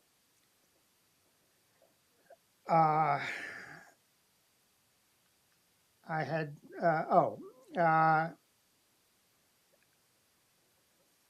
discussion there was earlier about how corrections should be made. This is the first meeting. Some have been pointed out tonight. I think I heard the response that if it's just administrative, it won't be. If it's substantive, Mr. George is going to be responsible for somehow informing the public as well as council what these changes are. I'd like to suggest that at every budget work session, there be an errata sheet containing corrections from the previous budget that have been created as a result of the previous budget work session, dated and with specific references to the page and the line item in the book and in whatever document is being distributed. Thank you very much. There's an item on the printout. We apologize for the mistake in the printing. There's some pages that are missing, so the team is reprinting those sections, and they'll be available in the room soon. Okay, and I wouldn't want to necessarily bound staff to a timetable of making updates in 1 or 2 days, but the suggestion of having a running list of modifications on a page, that's not a bad idea. Okay. Yeah, no problem at all. We can do that. Hey, let's keep moving on. I think we're sort of at economic development, and so there's some information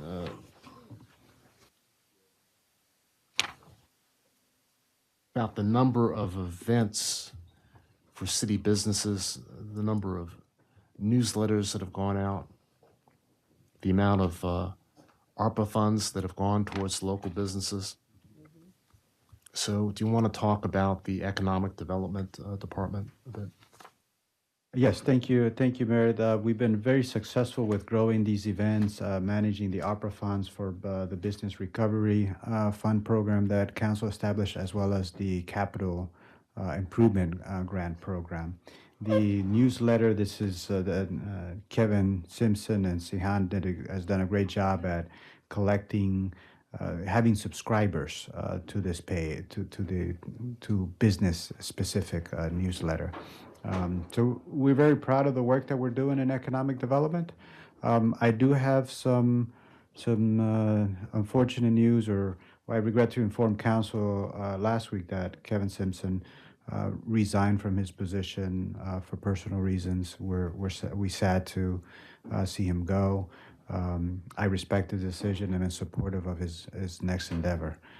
So we're going to have some transition in the department, but we remain committed and hopeful that we will be able to continue these great programs that Economic Development Department has established over the years. So we'll actively working on that. Yeah, that's surprising news. Kevin has been doing a great job of sort of building an economic development function in picking up what was there before and moving it forward. So we are moving forward one step at a time. But that is going to leave a gap. And just off the cuff, when will you begin recruitment to Assistant City Manager Tim George and I have discussed that over the last couple of days. We're going to revisit the expectations for the role and the strategy, and we expect to go into recruitment mode right away. So certainly before the end of the summer. So just a lot of projects up in the air, a lot of outreach has been done, and there needs to be continuity. Yes, and we have for the continuity, we have Sehan, who's in the office in the room today, and we've got many of the key projects continue. Many of the new projects that we discussed, we have started to do some groundwork on that. Specifically, the council had set aside money for a marketing strategy to recruit businesses and also to recruit consumers. So we've reached out to partners in the community such as Experience Prince George's, and we'll have meetings talk about partnerships and how to promote businesses in Greenbelt to attract more consumers. Right, and a related question is in terms of the ARPA funding that we have remaining that needs to be managed and allocated for businesses around workforce development. I know that plans are in the works, so is the vacancy going to have an impact on any of those programs? Fortunately, the vast majority of those grants have been awarded, so we're in a monitoring phase, and Sehan's doing a great job at following up with those businesses. We've got a few folks that have some paperwork that need to finalize so we can complete their grant disbursements. But I feel confident in the current staffing and capacity we have to monitor all the grants that we've awarded. There are a few grants that will have to talk through. The workforce development funding that had been set aside, that's $150,000 for workforce development activities. That's a project that I'm going to pick up and look for partners and with the county agencies such as Employees Prince George's to look for partnerships to execute that work. So those projects are going to change a bit. They're not going to be directly driven by us. They're going to be done in partnerships with other stakeholders. That makes good sense, yeah. Are there any questions about this section of the budget proposal? I had Yes, one. please go ahead. Yeah, on page 114, which has the kind of the summary there, under the budget comments, it refers to business outreach line 48, but there's no line called business outreach and no line with number 48. Could that be referring to 58 special programs? Yes, 58. Okay. Thank you. It's not 38. It's not 48, it's 58. 58. Yeah, 38 wouldn't seem like enough. So, okay.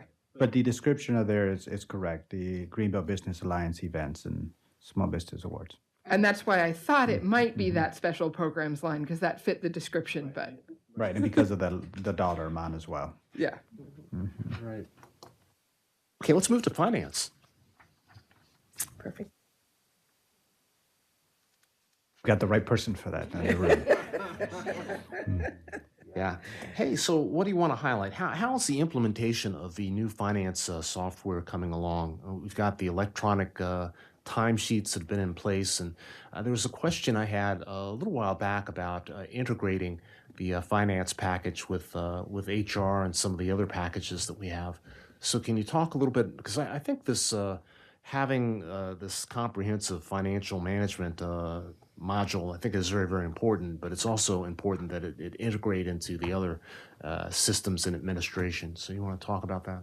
Well, let me answer the question about implementation. We feel it is really finished. There's one piece that I have not, it's my fault, I have not brought forward to council, has to do with the pay online. That's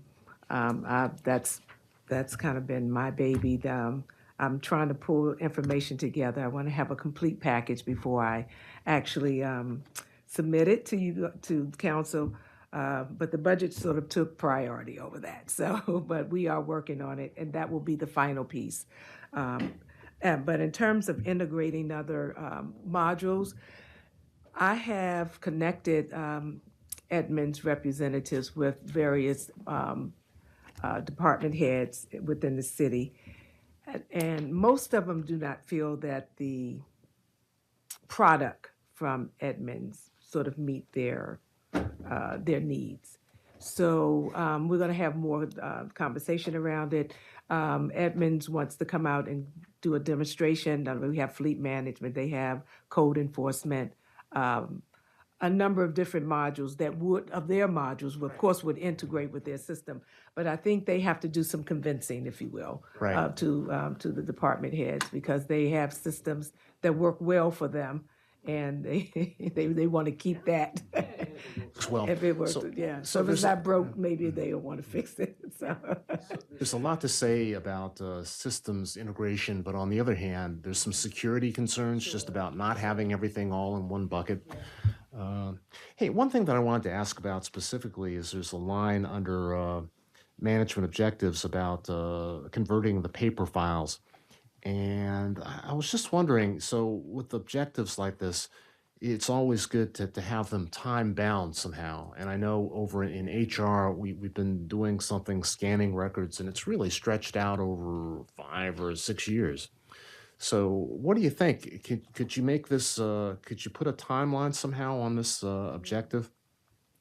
Honestly, I could not honestly. I could just tell you something. I don't want to do that.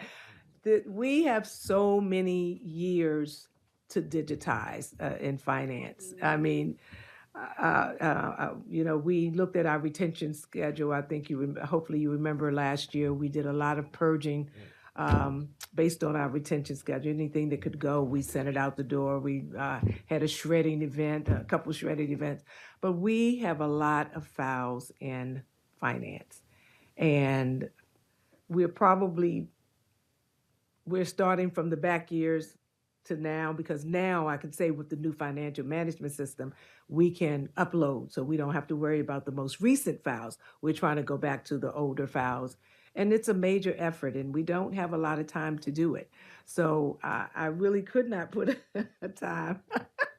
Say the most recent files where you can upload, you mean the past 3 to 4 years? No, just since we've had Edmunds. So they have a feature that's wonderful. They have a little paper clip that you could just hit the paper clip and upload. Yes, contracts and invoices and all those things. So that's making it better, as we move forward. But it's not helping the situation, backwards. I mean, I don't even know how many years to tell you, but it's many, many years of digitizing. And I don't know, maybe we get to a point where we say, well, maybe we only need the last 5 or 10 years, and then that would make it, easier to do. But yeah, we're going back, at least 20 years. It's a lot of stuff. So, And everything yeah. is paper. So to Mr. Samarone, so with our retention policy and with this, with HR as well, there are firms that specialize in actually taking on big projects like this. And while there's certainly a cost associated with it, just being able to get this stuff out of the way so we're kind of caught up so that it matches our retention policy is something maybe we should think about biting the bullet and doing. Because what is for financial information, what is, there's our retention policy, then there's what we actually need historically. So what is the retention policy on financial records? It's required by the state. I would have to look, but I know schedule is dated 1999. So I'm sure some of those items, what's permanent is taxes, CAFR, and those kinds of things. You always have to keep those things. But I think there could be some adjustments in other items that we have on the retention file to bring us up to date. I agree. I think this is worth the conversation. It's worth looking into just to see how we can start this process. Yeah. There are a lot of policies that we need to review. Bertha and I have discussed updating our financial management binder, financial operations manual. What are the going to be the requirements for different activities, documents, and whatnot? We need to update our policies across the organizations. It's the financial operations manual, it's the records retention, or HR COPAR manual. We've got policies. Most of our HR policies go back to 1972. We've updated things that have been legally required to do. Different world now. 1972, I think so. So if you update it, how many times after that should it be updated? So once it's all updated, or, we're working on that, of course. So once you have something updated, how many, every 5 years? The standard is usually every 5 years. You should at least look at it. And if it doesn't need to be updated, then you just, reviewed and revised this date and make a note of it. So, yeah, we're just really far behind. We're very far behind. Yeah. And there's some policies that need to be updated with more regular basis. So we're going to see the state implement time to care policies. We need to adopt policies to address those changes in the state statute. Okay, great, thank you. And our HR director's in the room, so. Char's up next. I'm sure he would love to talk about the COPAR and HR policy. Well, do you want to come up and? Would you? Look, not really. There's a third chair over there. Oh, Yeah. We'll hear about this tomorrow. So, Mr. Martinez, how are you? I'm doing great. How are you? Very, very good. Well, thank you so much. So, kind of going back to that same question, we've been kind of trying to digitize our human resource files for, it's been about 6 or 7 years. So, how's that coming along, and what do you think we can do to try and address that? And also in your objectives, you've talked about auditing and reviewing our HR policies and procedures. And I know you've been working and made quite a bit of progress with some of those updates. So thank you for doing that. So how's that coming along, and the whole human resource information system? Is it meeting your needs? So we don't have a human resources information system just yet. We're through the phase of selecting a final vendor. I think we have a vendor selected now. I had meetings with the senior staff, also with my team, to review different vendors. So we do have a vendor in that we're looking at right now currently. I think in consultation with that vendor, they'll assist with the scanning of the files, so that'll help move that process along. They had conversations about incorporating what we already have, which is called Laserfiche, to implement into the new HRIS system. That'll actually help the department along with that scanning process, because it has been quite some time. Even though the team has made various accolades getting things done, they have done a great job, but we still have a lot to go. There's a lot of files. Yeah. Sounds like that HRIS system's probably not going to be Edmunds. It's going to integrate with Edmunds, though. That was the goal. Yes. Thank you.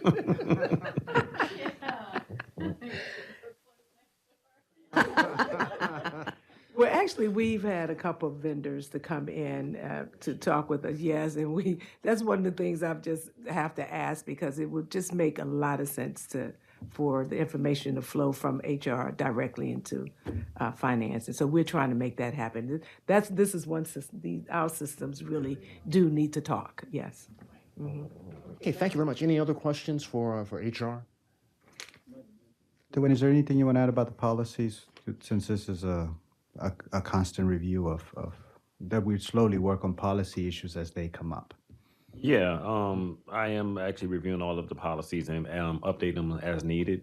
For one of the accomplishments, as the first one, as you can see, I updated several policies like the parental leave, transitional duty, which will assist with our workers' compensation and things that happen there. Reasonable accommodations, our American Disability Act, and also remote work agreement. So there's several policies I'm currently working on. I know the team is currently working on a new handbook as well for the staff members, in addition to COPAR and the city code, so they're all aligned. So the team is doing a great job with that. Hey, thank you. Jenny, did you have a question? No? Okay. I'd like to keep moving. Let's bring Mr. Worley, if you would come up.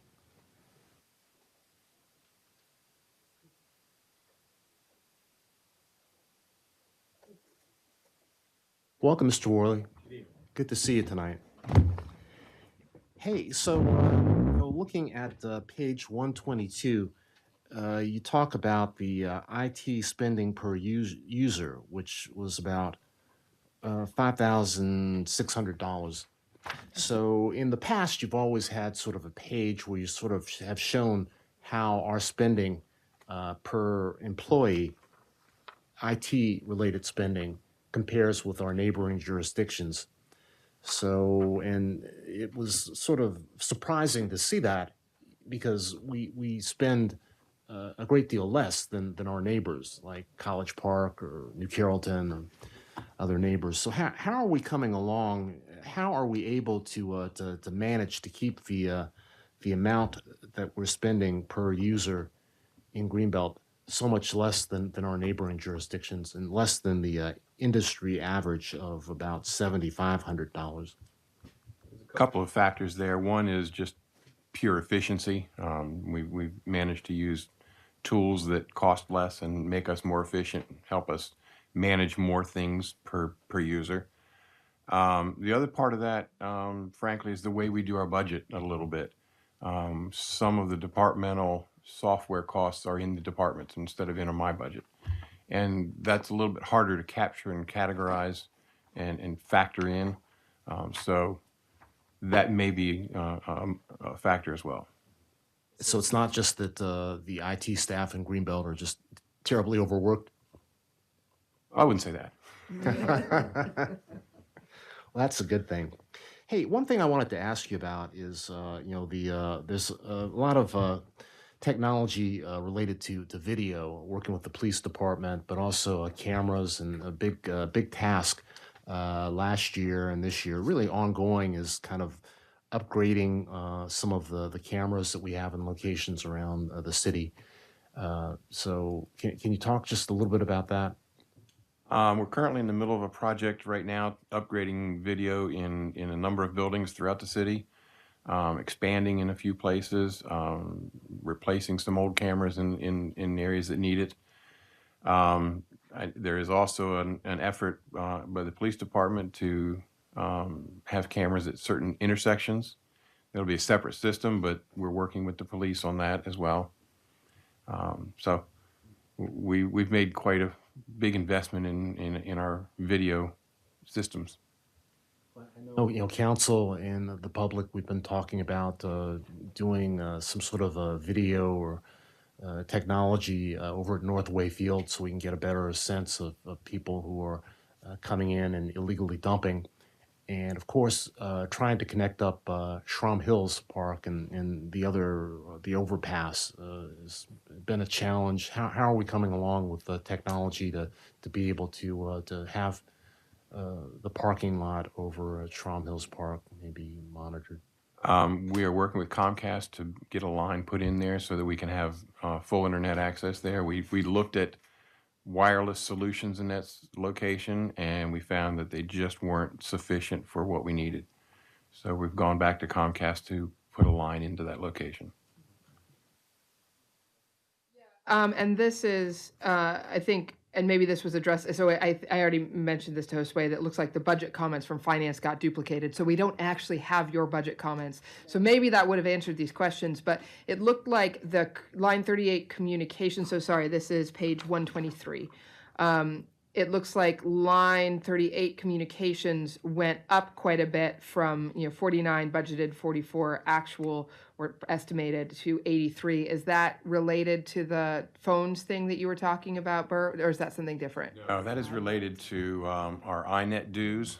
Okay. Have they gone up that much? They have. INET is in the process of expanding their network from 1 gigabit capacity to 10 gigabit capacity because they need it. And our share, obviously, is a significant piece of that as well. And it looks like computer expenses, on the other hand, went way down from over 100,000 to 22,000. What was the change in that? Is that the cloud? No.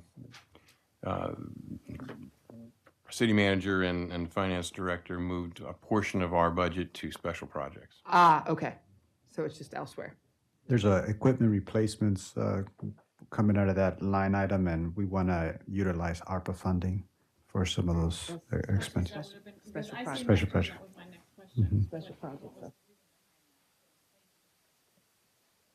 Okay, other questions for IT? Okay. Hey, thank you so much. Keep up the good work. Thank you. Thank you.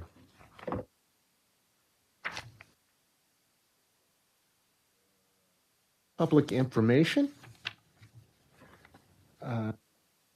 Sanders is occupied back there. She's working. She is working really hard.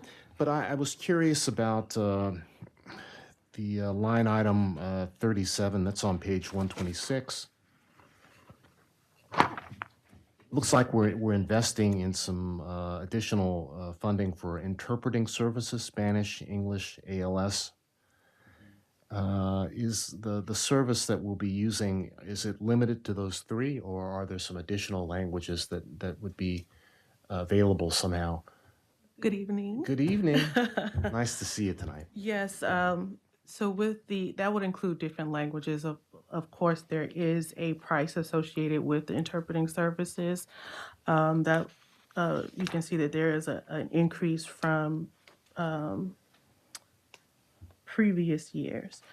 But we are looking at utilizing our pool of staff members that are fluent in different languages to help offset some of that cost. Okay. And I had a question with notices and publications.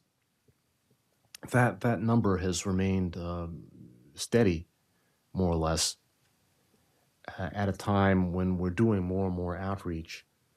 So is that because more of our outreach publications are actually digital as opposed to hard copy? We stopped doing as many mailings. We used to mail everything out more often. So the reason why that's actually stable is because we're actually doing more outreach, more communication, but because it's digital, it's not that much more expensive. And also that includes the Greenbelt News Review ads that we place every week. That's why it's not that much of change from last year until this year. Imagine if that was the Washington Post ads. Man, that would be significantly higher. So I think I saw Miss Pompey first. A question about the interpreting services. Is that just for like language, like spoken language interpreting, or does this have to, or will it include possibly translating so that we can have more of our city documents, flyers, etc., available in Spanish and other languages? It does include that, and like I mentioned before, we are going to utilize our staff that's certified in different languages to help us offset that. Great. Because it is very costly compared to other municipalities. So, Mayor Pro Tem. Yeah, and my question is actually related to that line because I wasn't sure where interpretation belonged, because line 37, it says interpreting line 37, but line 37 is notices and publications. Is it supposed to be 34 other services, or because none of them say interpreting specifically, so it's just not clear exactly which line that 13,500, it doesn't seem like it really makes sense in notices and publications. But that's where it's, I mean, that's where it says it is in Other servi- 37. Other services, maybe? Is it the one above 34 maybe? No, other services, that's actually the web, wait.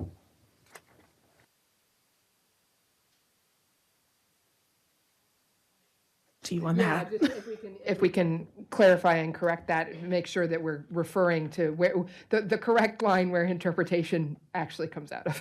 Right. It really should be a line 34 that you don't have, so that's one we will have to create.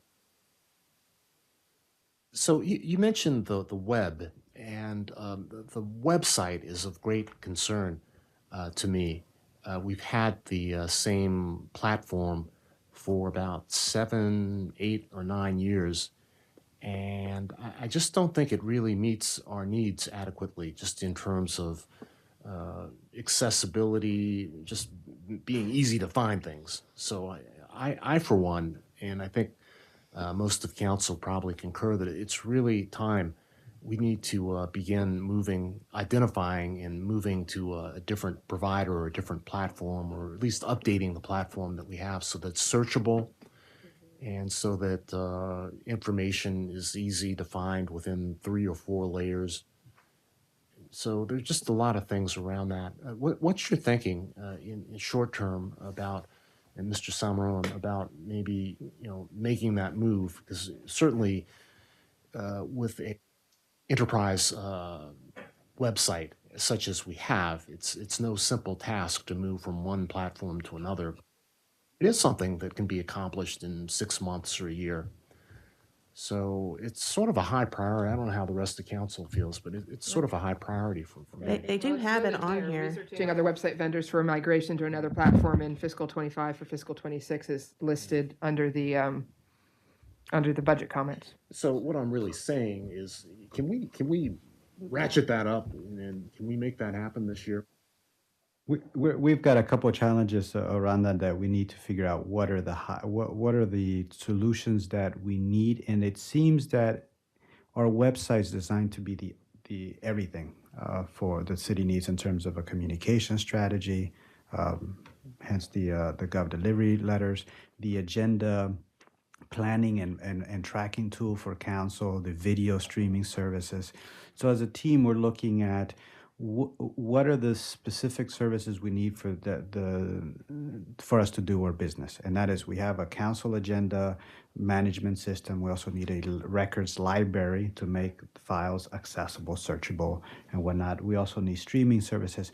So we're looking at different vendors, looking at what are the different technologies we need, and I think we're coming around the conclusion that we may not need a solution that does everything, and we'll probably end up separating the different services we need. So our video library it was designed to be Granicus. Well, we know it struggles with closed captioning and searchability, and YouTube and Facebook turning out to be great alternatives, and they do a lot of what we need. So that may become our video library. On the charter and or city code, we're looking at a solution like MuniCode that creates a searchable city code. Right. Right, there are NICMA. It's a vendor that's always there, because I've talked to them before. Yeah, MuniCode. MuniCode, yes. Yeah. So great way of structuring the city charter and the city code searchable. Right now, our current city code lives on a PDF file. Right, which is not accessible, not very accessible. So it's a priority for us. It's been an issue of bandwidth for us. We're working on the budget, and the redesign of the budget was a priority for us. So once we get a little breathing room, we'll recalibrate and refocus on. Because for me, the document management piece and just being able to search for information, the search function, and being able to having documents that are named in a way that makes sense to a person, and being able to search for that and find it easily, and not just getting just that document management is really absolutely. The search section, when I inherited it, I noticed that a lot of the documents weren't tagged properly. So we have to have the time to go through back into those documents and tag them properly. Of course, it's thousands and thousands and thousands of pages, and that takes man hours, and it's 2.5 of us. So we're trying our best to make it work for now, but that is one of the hot items on my list. Questions or comments? No, thank you. So we got a couple of comments here from the public. Mr. Orleans and then Mr. Hartman.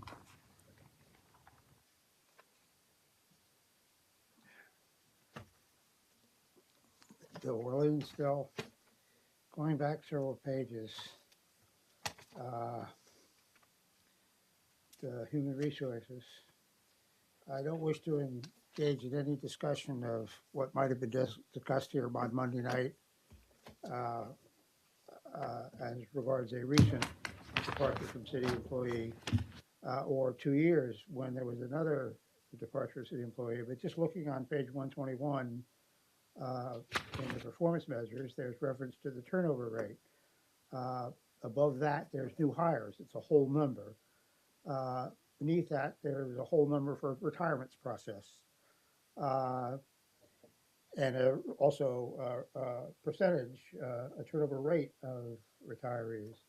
But with regard to the turnover rate, and then in parentheses, resignations, terminations, deceased, there are no whole numbers. There's just the percentage. Now, presumably for fiscal year 21, one could take an estimate of 8% of 452 full and part-time employees and come up with a whole number, but my math is not that good. I'm wondering, in fact, why, just full disclosure, a complete financial report for the city, a better budget, we can't have whole numbers for resignations, terminations, and deceased. And then just with regard to the retirements process, it was 2%. That's only a percentage as well, 2% fiscal year 24. But on public information page 126, budget comment number 4, expenditures for special programs. I presume this was fiscal year 24 thus far. Retirement events were $5,000.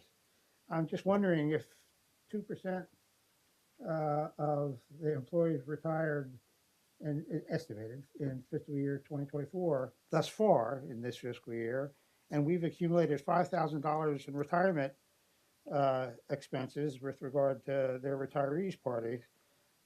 Those must be very good parties. But in any event, my first question is, without going into anything that was discussed here earlier this week or 2 years ago, why can't we have whole numbers with regard to employees who either resign or who are discharged or who die while they're in our employees? We can provide for that information.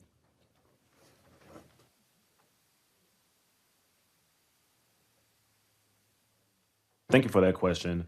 We can add whole numbers. I was just following suit with what was done in the past. There was never whole numbers, but just rather percentages. I actually added whole numbers to the retiree turnovers, and also with the new hires. But previous years, it was never added. So I can add that as a new something. Have those numbers. Okay. Well, thank you. That's great. See, Mr. Hartman. Mr. Hartman. If there's an answer to that, it would be appreciated. What was the question about the 5,000 retirement? Are we spending $5,000 a year on retirement parties for 2% of employees who retired, I think is this question. Okay. Is that correct, Mr. Orleans? I apologize, I did not hear your better explanation of my question than mine. Are you asking what the $5,000 is for, if not for 2% of retired employees' parties? Councilmember Nissel, I was looking at the wrong number. Yes, the page, what was it, 126? 126. There was $5,000 estimated retiree expenses conducted by the information department. And if 2% of the total number of employees, which I'm not looking at now, are estimated to retire in this fiscal year, those must be very nice parties. And I'm just wondering if there could be a better explanation for that. It's not just the retirement parties. There are other things that get spent out of there. The awards, the pins. But we could provide council a trial balance of that account, a full detailed expenditure report. I think maybe if we just changed it, perhaps instead of retirement events, is it retirement and milestone events? Is that more appropriate? Yep, we could do Because that. in that case, I think $5,000 is very, very small considering how many employees we have. Okay. Yeah, Mr. Hartman, please, welcome. Yeah, Michael Hartman, 2 Court Garden Way. Concerning the discussion about line 37, notices and publications, including translations and interpreting, I think it's really important that that be a separate line item for few reasons, but most of all because it should be standardized part of the budget so that it is looked at and funded each year. And I think it's very important to have it visible because it's an important part of communications. And if it's visible, then it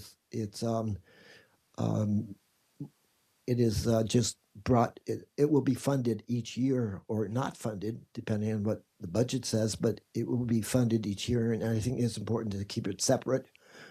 It's sort of like demographics when you're looking at characteristics of a group of people. If no one is under a certain category, you still list the category because it's important to know that there's no one in that category. So it's the same function of putting the services, and that should include also captioning, as well as translating and interpreting. Thank you. Ms. Gaiman, I think you mentioned adding a line item. So Yeah, that seems like a fair. yeah. Okay, well, we're headed towards the finish line here. We've got a couple more departments to go through. The next one is elections.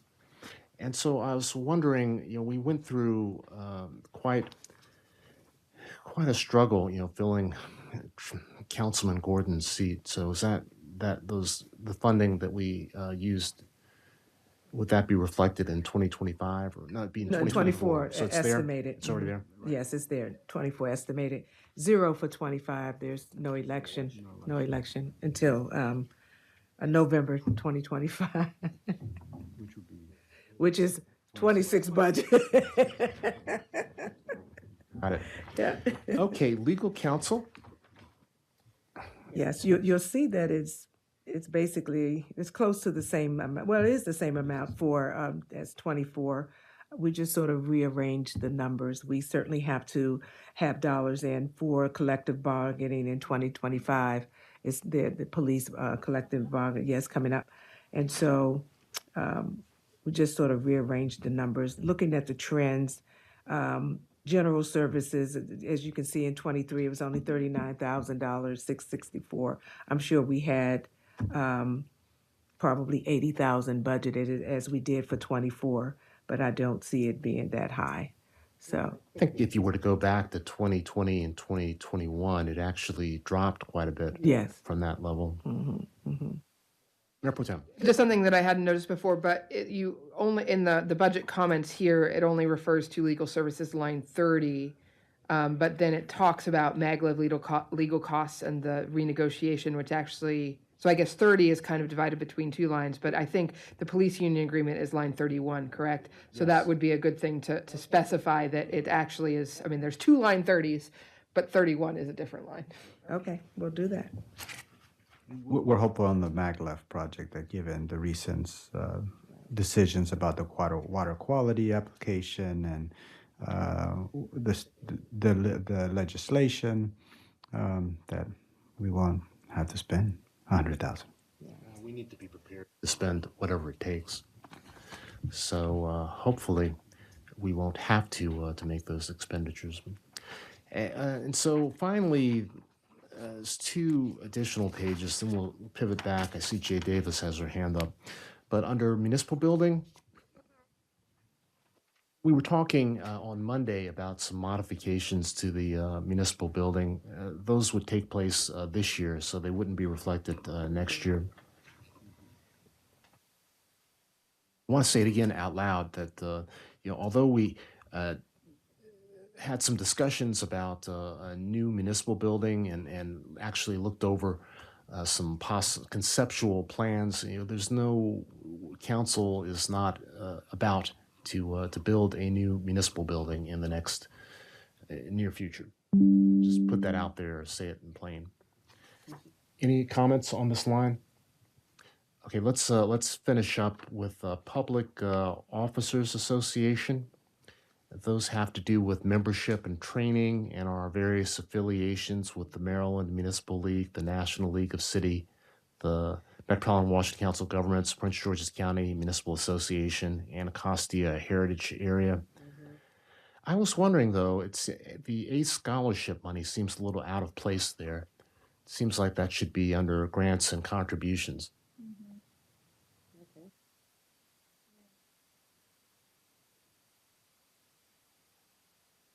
So if there are no questions from comments, let's go back. On the memberships, does council anticipate adding any new memberships to the list? Well, with several new council members, I imagine that line item might actually be a little bit higher, maybe closer to the 82,300 as opposed to But this is just 7,200. the memberships. This isn't travel to those events. This is just the membership. So presumably that doesn't change. Well, it might. But I thought, isn't that is that by city size or maybe it varies? It's the MML, the COG, right, those NLC, so we're not anticipating any changes from the budget, but because this is something that is council driven in terms of what associations it wants to be a membership of, are there any new memberships that we should consider from a budget perspective?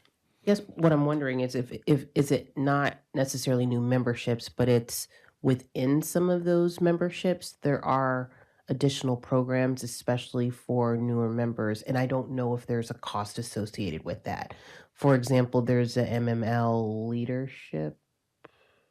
We would thing. take those, if you do have an expense such as that, we have membership and trainings within the council budget. Mhm. It's a different place. budget. Okay. So this would That's all just I be needed. city associations. Okay, thank you. And if something comes up, we'll figure it out. something comes up. We'll figure it out. Well, let's see. Jay Davis has her hand up, and I'd Yes. like to acknowledge her and recognize her. Jay Davis, Greenbelt East, and I'm back on 129 Legal Counsel.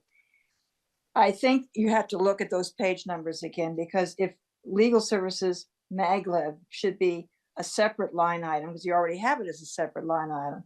So maybe it's 30, 31, 32, and then 33. So all the way through, there are some errors or some miscalculations on page numbers all the way through here, which Miss Weaver has already alluded to, and I have found a few others. But that may be how you solve that particular line item, because otherwise you've got two line items that are the same. Right. Under municipal building 130, maintain building and structure, what is the 82,500, which is repeated for 2025? Is that about the changes that you're talking about last Monday? I'm sorry, what was the question? About The 82,000? line 46. Line 46, on page 130, maintain building and structure, municipal building. You've got 82,500 for 2024. You also have it 82,500 for 2025. Is that concerning the changes that you mentioned at the Monday meeting, or is it two separate changes? Those are separate changes, right? The Monday's approval will happen in the current fiscal year. So that would be the 82,500. Yes, the 2024 estimated transactions. And then be something new next year, Next year. 82,500. Correct. Okay, two separate ones. Under Public Officers Association,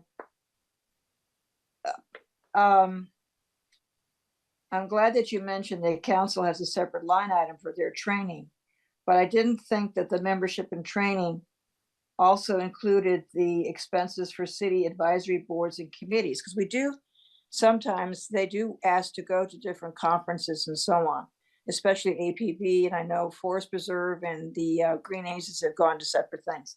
Is that included? Because it doesn't add up. If you add up all of the breakdown, it's 70,200. So there's no room left over for training for boards and committees. I think that's included in the grants and contributions section. Then the budget comment is incorrect. So maybe it should just be memberships. It should just be memberships. That's correct. And then it doesn't not include advisory boards and committees. That goes under something separate. Something different, yeah. Yeah, so that just needs to be corrected. Okay, thank you. So noted. Let's see, we've got a couple, any other comments from the council? So we'll go to Mr. Hartman, then Mr. Orleans.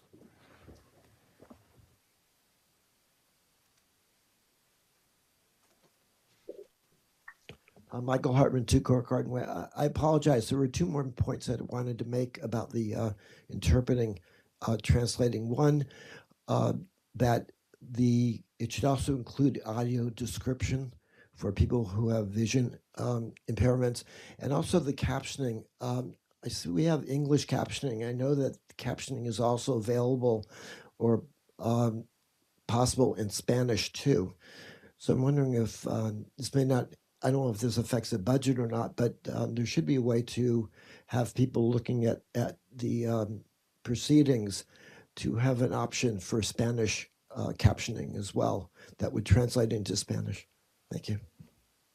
Let's see, with the streaming on YouTube, which I've noticed is available immediately after meetings, an individual can opt to have it translated into any number of different languages. But as far as live streaming, I'm not sure how we would go about doing that. I don't know enough about Zoom has some capabilities to do that. I think it's an add-on thing. It's not always great.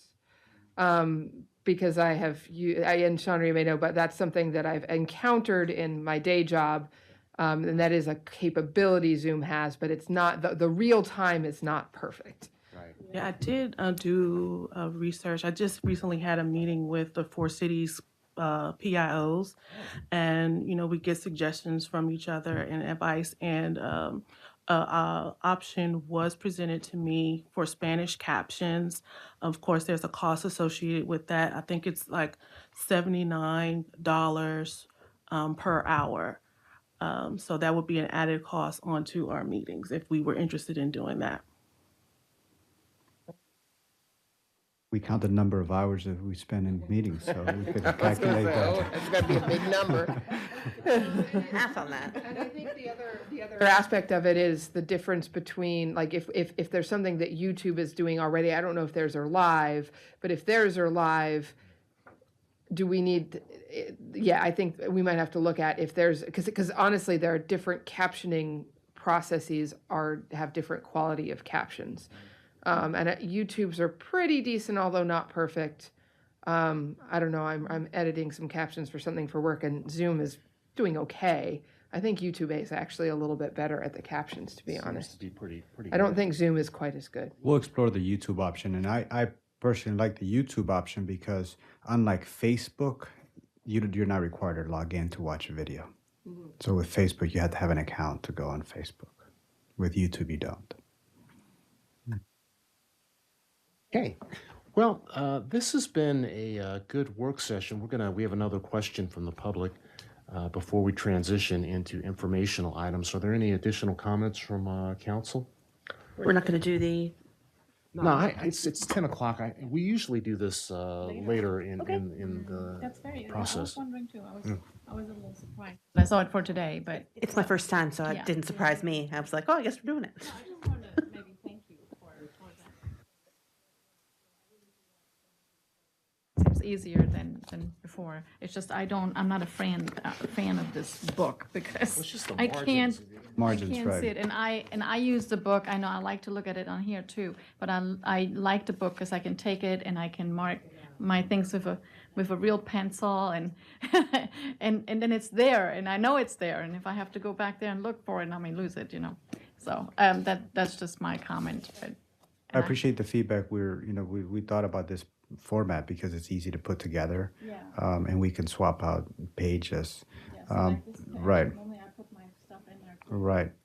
The final version will be a bound spiral book, just so that we don't want to have that margin issue that you have on there. Take it out. Nope, well, I think I have one. We heard complaints about the binder, previous bulky, and so right. I just took out the section that we were working with, and I can put it back in, and if we get printed correction pages, which is not necessarily something that I would ask for on the spot.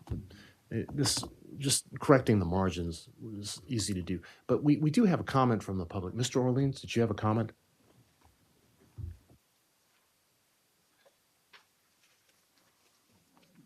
Bill Orleans still, going back to page 129, once again.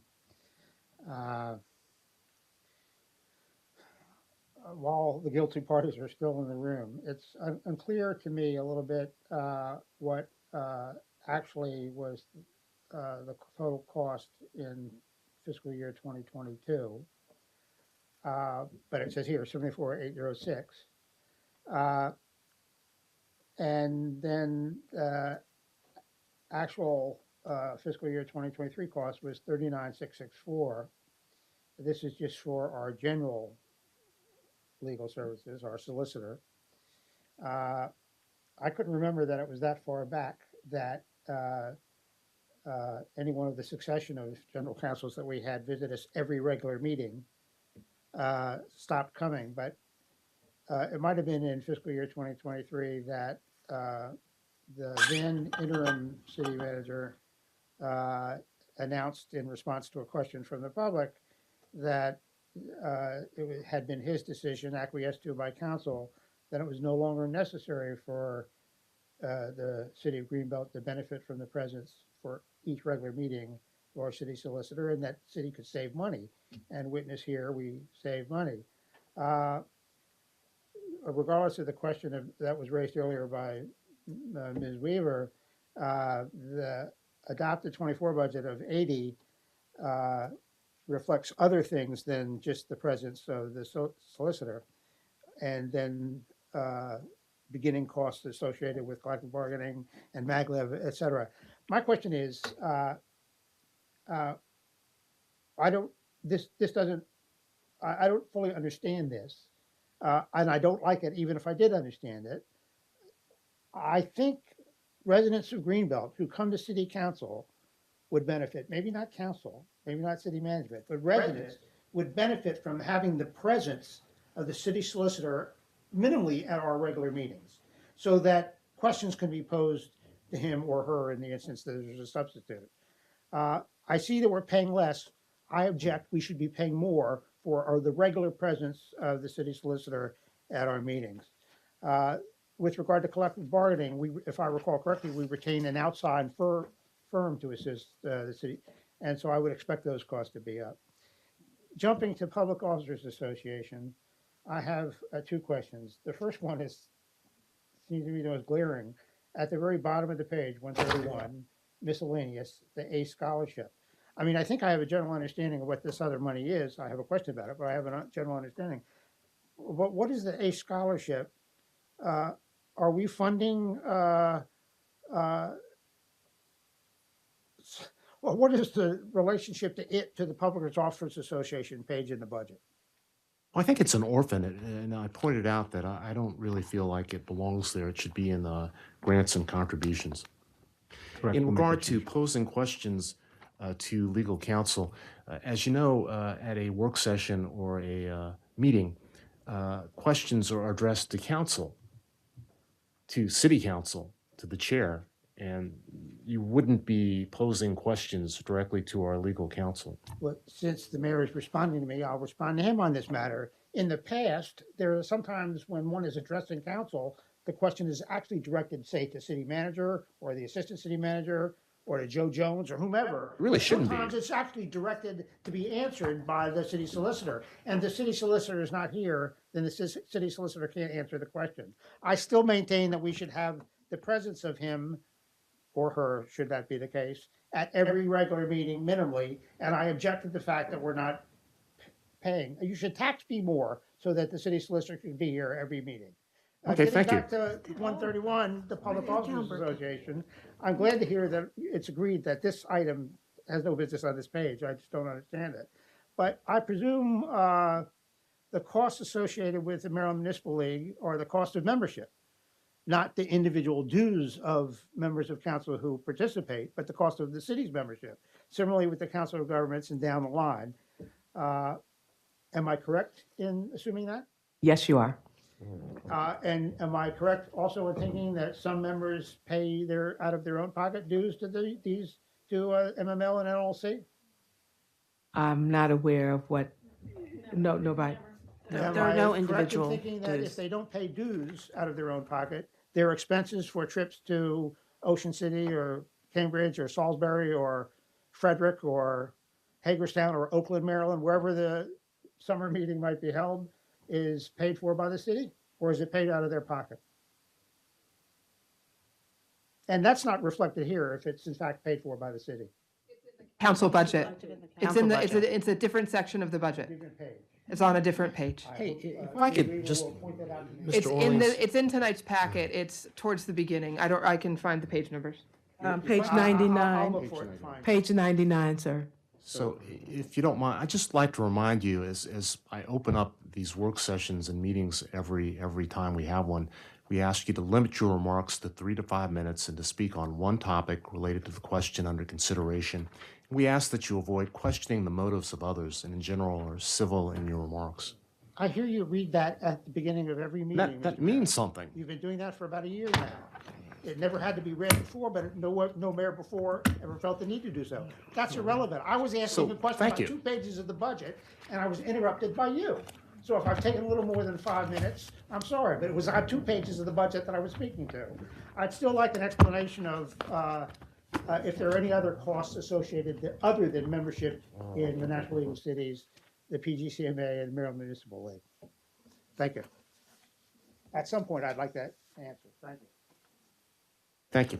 Hey, Hey, go ahead. I was just going to answer that. I'm not aware of other city-based membership dues. So that's the list that we have. There may be other membership dues that are on the individual level, but those will be reported in the council and the city council expense budget. So, Ms. Gaiman, thank you for all of your good work. Thank you to the department heads and folks that are here that have sat through the meeting and have provided this information to council. It's the first night of our review of the budget, the proposed budget, and we really appreciate all the work and thought that goes into both preparing this document and just your day-to-day responsibilities. It's a big job, and we appreciate it. You should have. If you missed it tonight, don't worry. We have 19 more to go. So we do have a few information items to kind of work through. And Mayor Pro Tem, you have one? Well, it's one. There's kind of 2 sub things related to the Green Aces meeting last night that I just wanted to let you all know about. One is that Green Aces has been looking at some proposal for some biofuels for city vehicles. So I expect a report from them on that, just to give you a heads up. And I think, staff will have a chance to look at it first, but just the idea of converting and replacing and using biofuels, which I think would support our sustainability goals. So they've done some research and we're talking about it last night. So that'll be coming at some point before too long. And then we'll need to have a work session, discuss it, because there might be budget implications that, aren't going to fit into this budget for going forward. And the other thing was that I know some folks here were interested in the compost, the food scraps pickup that we have, and that seems to be going well. They have about over 200 people. There have been some. They've had 3 pickups thus far. And I think Louisa said she was going to include the numbers in her weekly report, but it sounds like in general, pretty good rate of people putting out their bins. Some contamination, but not too bad. But that's an area to maybe try to improve the contamination rates. But so favorable thus far. But Louisa said she would include more information in the weekly report. But just to give you that heads up. That reminds me to put out my bin when I get home. Yes, it is. Yes, put out your bin. I have to. Yes, tonight. Put out your bins tonight because tomorrow is the pickup day. But Okay. I had two information items. One has to do with the upcoming Four Cities meeting. So we need to put out an email asking our three sister municipalities if they have agenda items. But as far as presentations for the meeting, I've been talking with Josue, and I've talked with some of the other mayors as well. And we're thinking about having a presentation on the feasibility of coming together, partnering on maintaining the streetlights after we take possession, if we buy them collectively, maybe a Four Cities initiative to actually maintain them, save us a lot of money. And we've gotten some good information from a former delegate. This has kind of put us in touch with a number of resources. And the other presentation or other thought would be, there's a new planning director for Prince George's County. She's been making the rounds a little bit, but yeah, I'm interested in hearing more about this County Bill 15, which is an omnibus bill, sort of modifying the planning, the zoning rewrite. So those are the two presentations that I'm proposing that we include for the Four Cities meeting. Coming back to that County Bill 15 and our discussion on Monday about continuing Resolution 2022, unfortunately, they had the meeting yesterday, and council voted in favor of extending the old zoning code exemptions for another 2 years. And apparently, they added an additional resolution, CR 25. That had not even been released to the public prior to them acting on it. So I'm not sure what was involved with the second resolution, but I just wanted to tell everybody that they did vote. Extension. So we don't know what CR 25 is? Don't know what CR 25 is, yeah. Surprise. Surprise for us. Great. It's great. there is a hand raised. I think Mr. Schachter was having trouble raising his virtual hand, so I don't know if you want to backtrack and go to that. He has it up now, but it wasn't up earlier. But it looks like it wasn't working. Because he asked if I could see it, and it wasn't up prior. Oh, okay. Is that council's will? Do you want to allow? Okay, Mr. Schachter, are you there?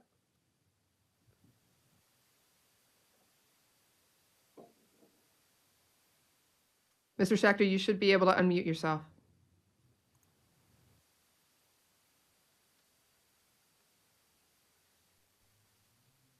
Am I unmuted? Yeah. Yeah, we can hear you. Yes, welcome. All right.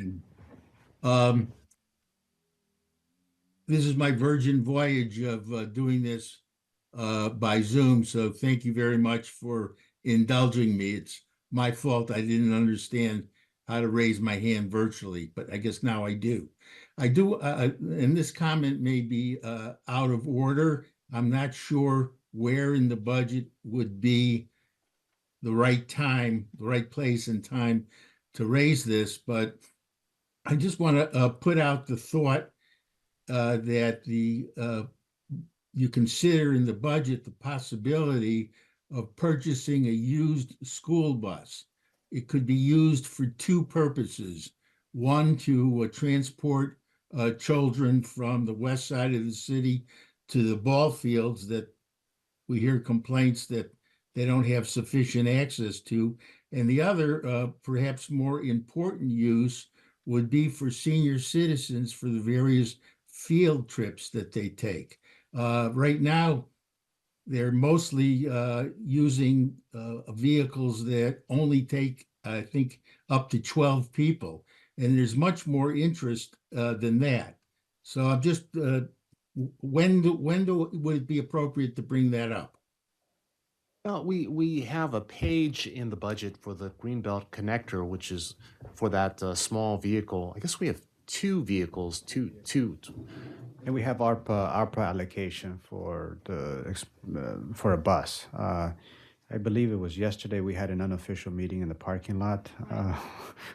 Did, because I went to I'm the liaison to the seniors, and I went to the meeting, and then after I happened to leave the meeting, I ran into Josue and Tim. So of course I informed them right now. I wasn't going to say anything now because we were actually going to wait until recreation comes up for us to discuss. But they are in need of more, transportation choices, I want to say, because a lot of people, a lot of our seniors are now coming back and they like to attend these trips. And like Mr. Schechter said, there's one bus and it takes 12 people, but there are many more people who would like to go. So right now, Recreation Department is trying to figure out if they're going to do a lottery system, so more people have a possibility of getting a ticket to go on a trip but I think we need to figure out something else. So there was just a short meeting in the parking lot. I just mentioned it, and I wasn't going to say anything until it's really time to get this in the budget. But here it is. Right. So the options to explore there would be: do we look at an additional bus to use 2 buses of 12 for 12 passengers, or do we look for our next acquisition to be a larger bus? The challenges with larger bus, they're more to maintain, larger vehicles versus having another 12 passenger bus.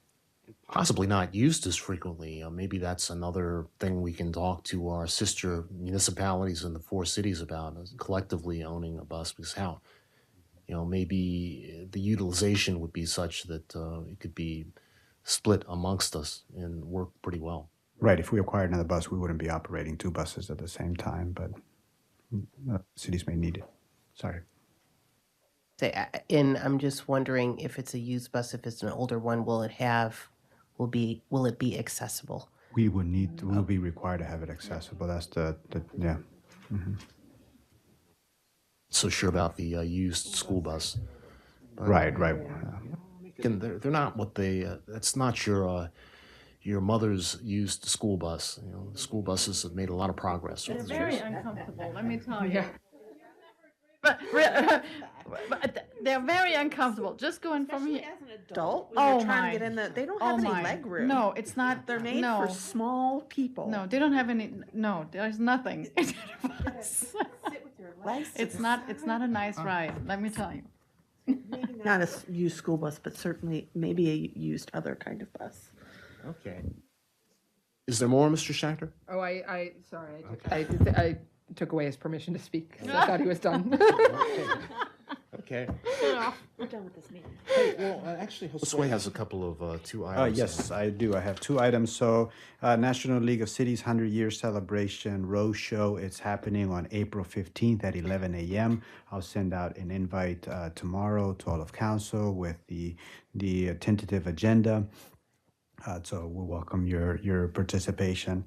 The council retreat, follow up to the council retreat, finalizing the council goals and objectives is happening April 2nd. I welcome feedback, expectations. What would you like to address here? I've spoken with the mayor. With the following up from the retreat, we intended to finalize those 9 goals that were identified. So that's the intent, initial intent of the conversation. But want to make sure that's on your radar. Send out an invitation and want to get feedback from you all. We're starting at 7 p.m. We are going to provide refreshments. So we'll send out instructions on that. Tuesday, So, right? yes. Tuesday. And you're going to send out an invitation for that? Yes, Okay. correct. Mhm.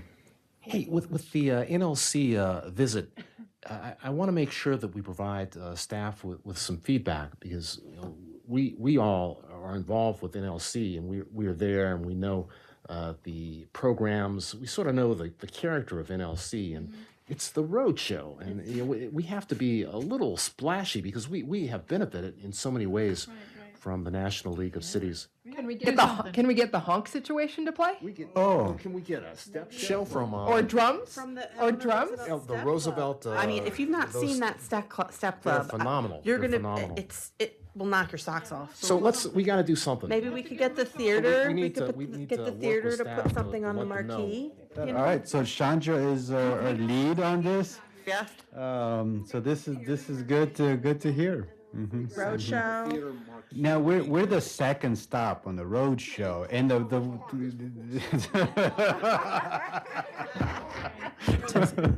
America Beer is probably watching this right now, so consider Yeah. this a gauntlet thrown. So we need to talk after this because America Beer probably is watching. So yesterday, I actually had a conversation with the communications people from NLC.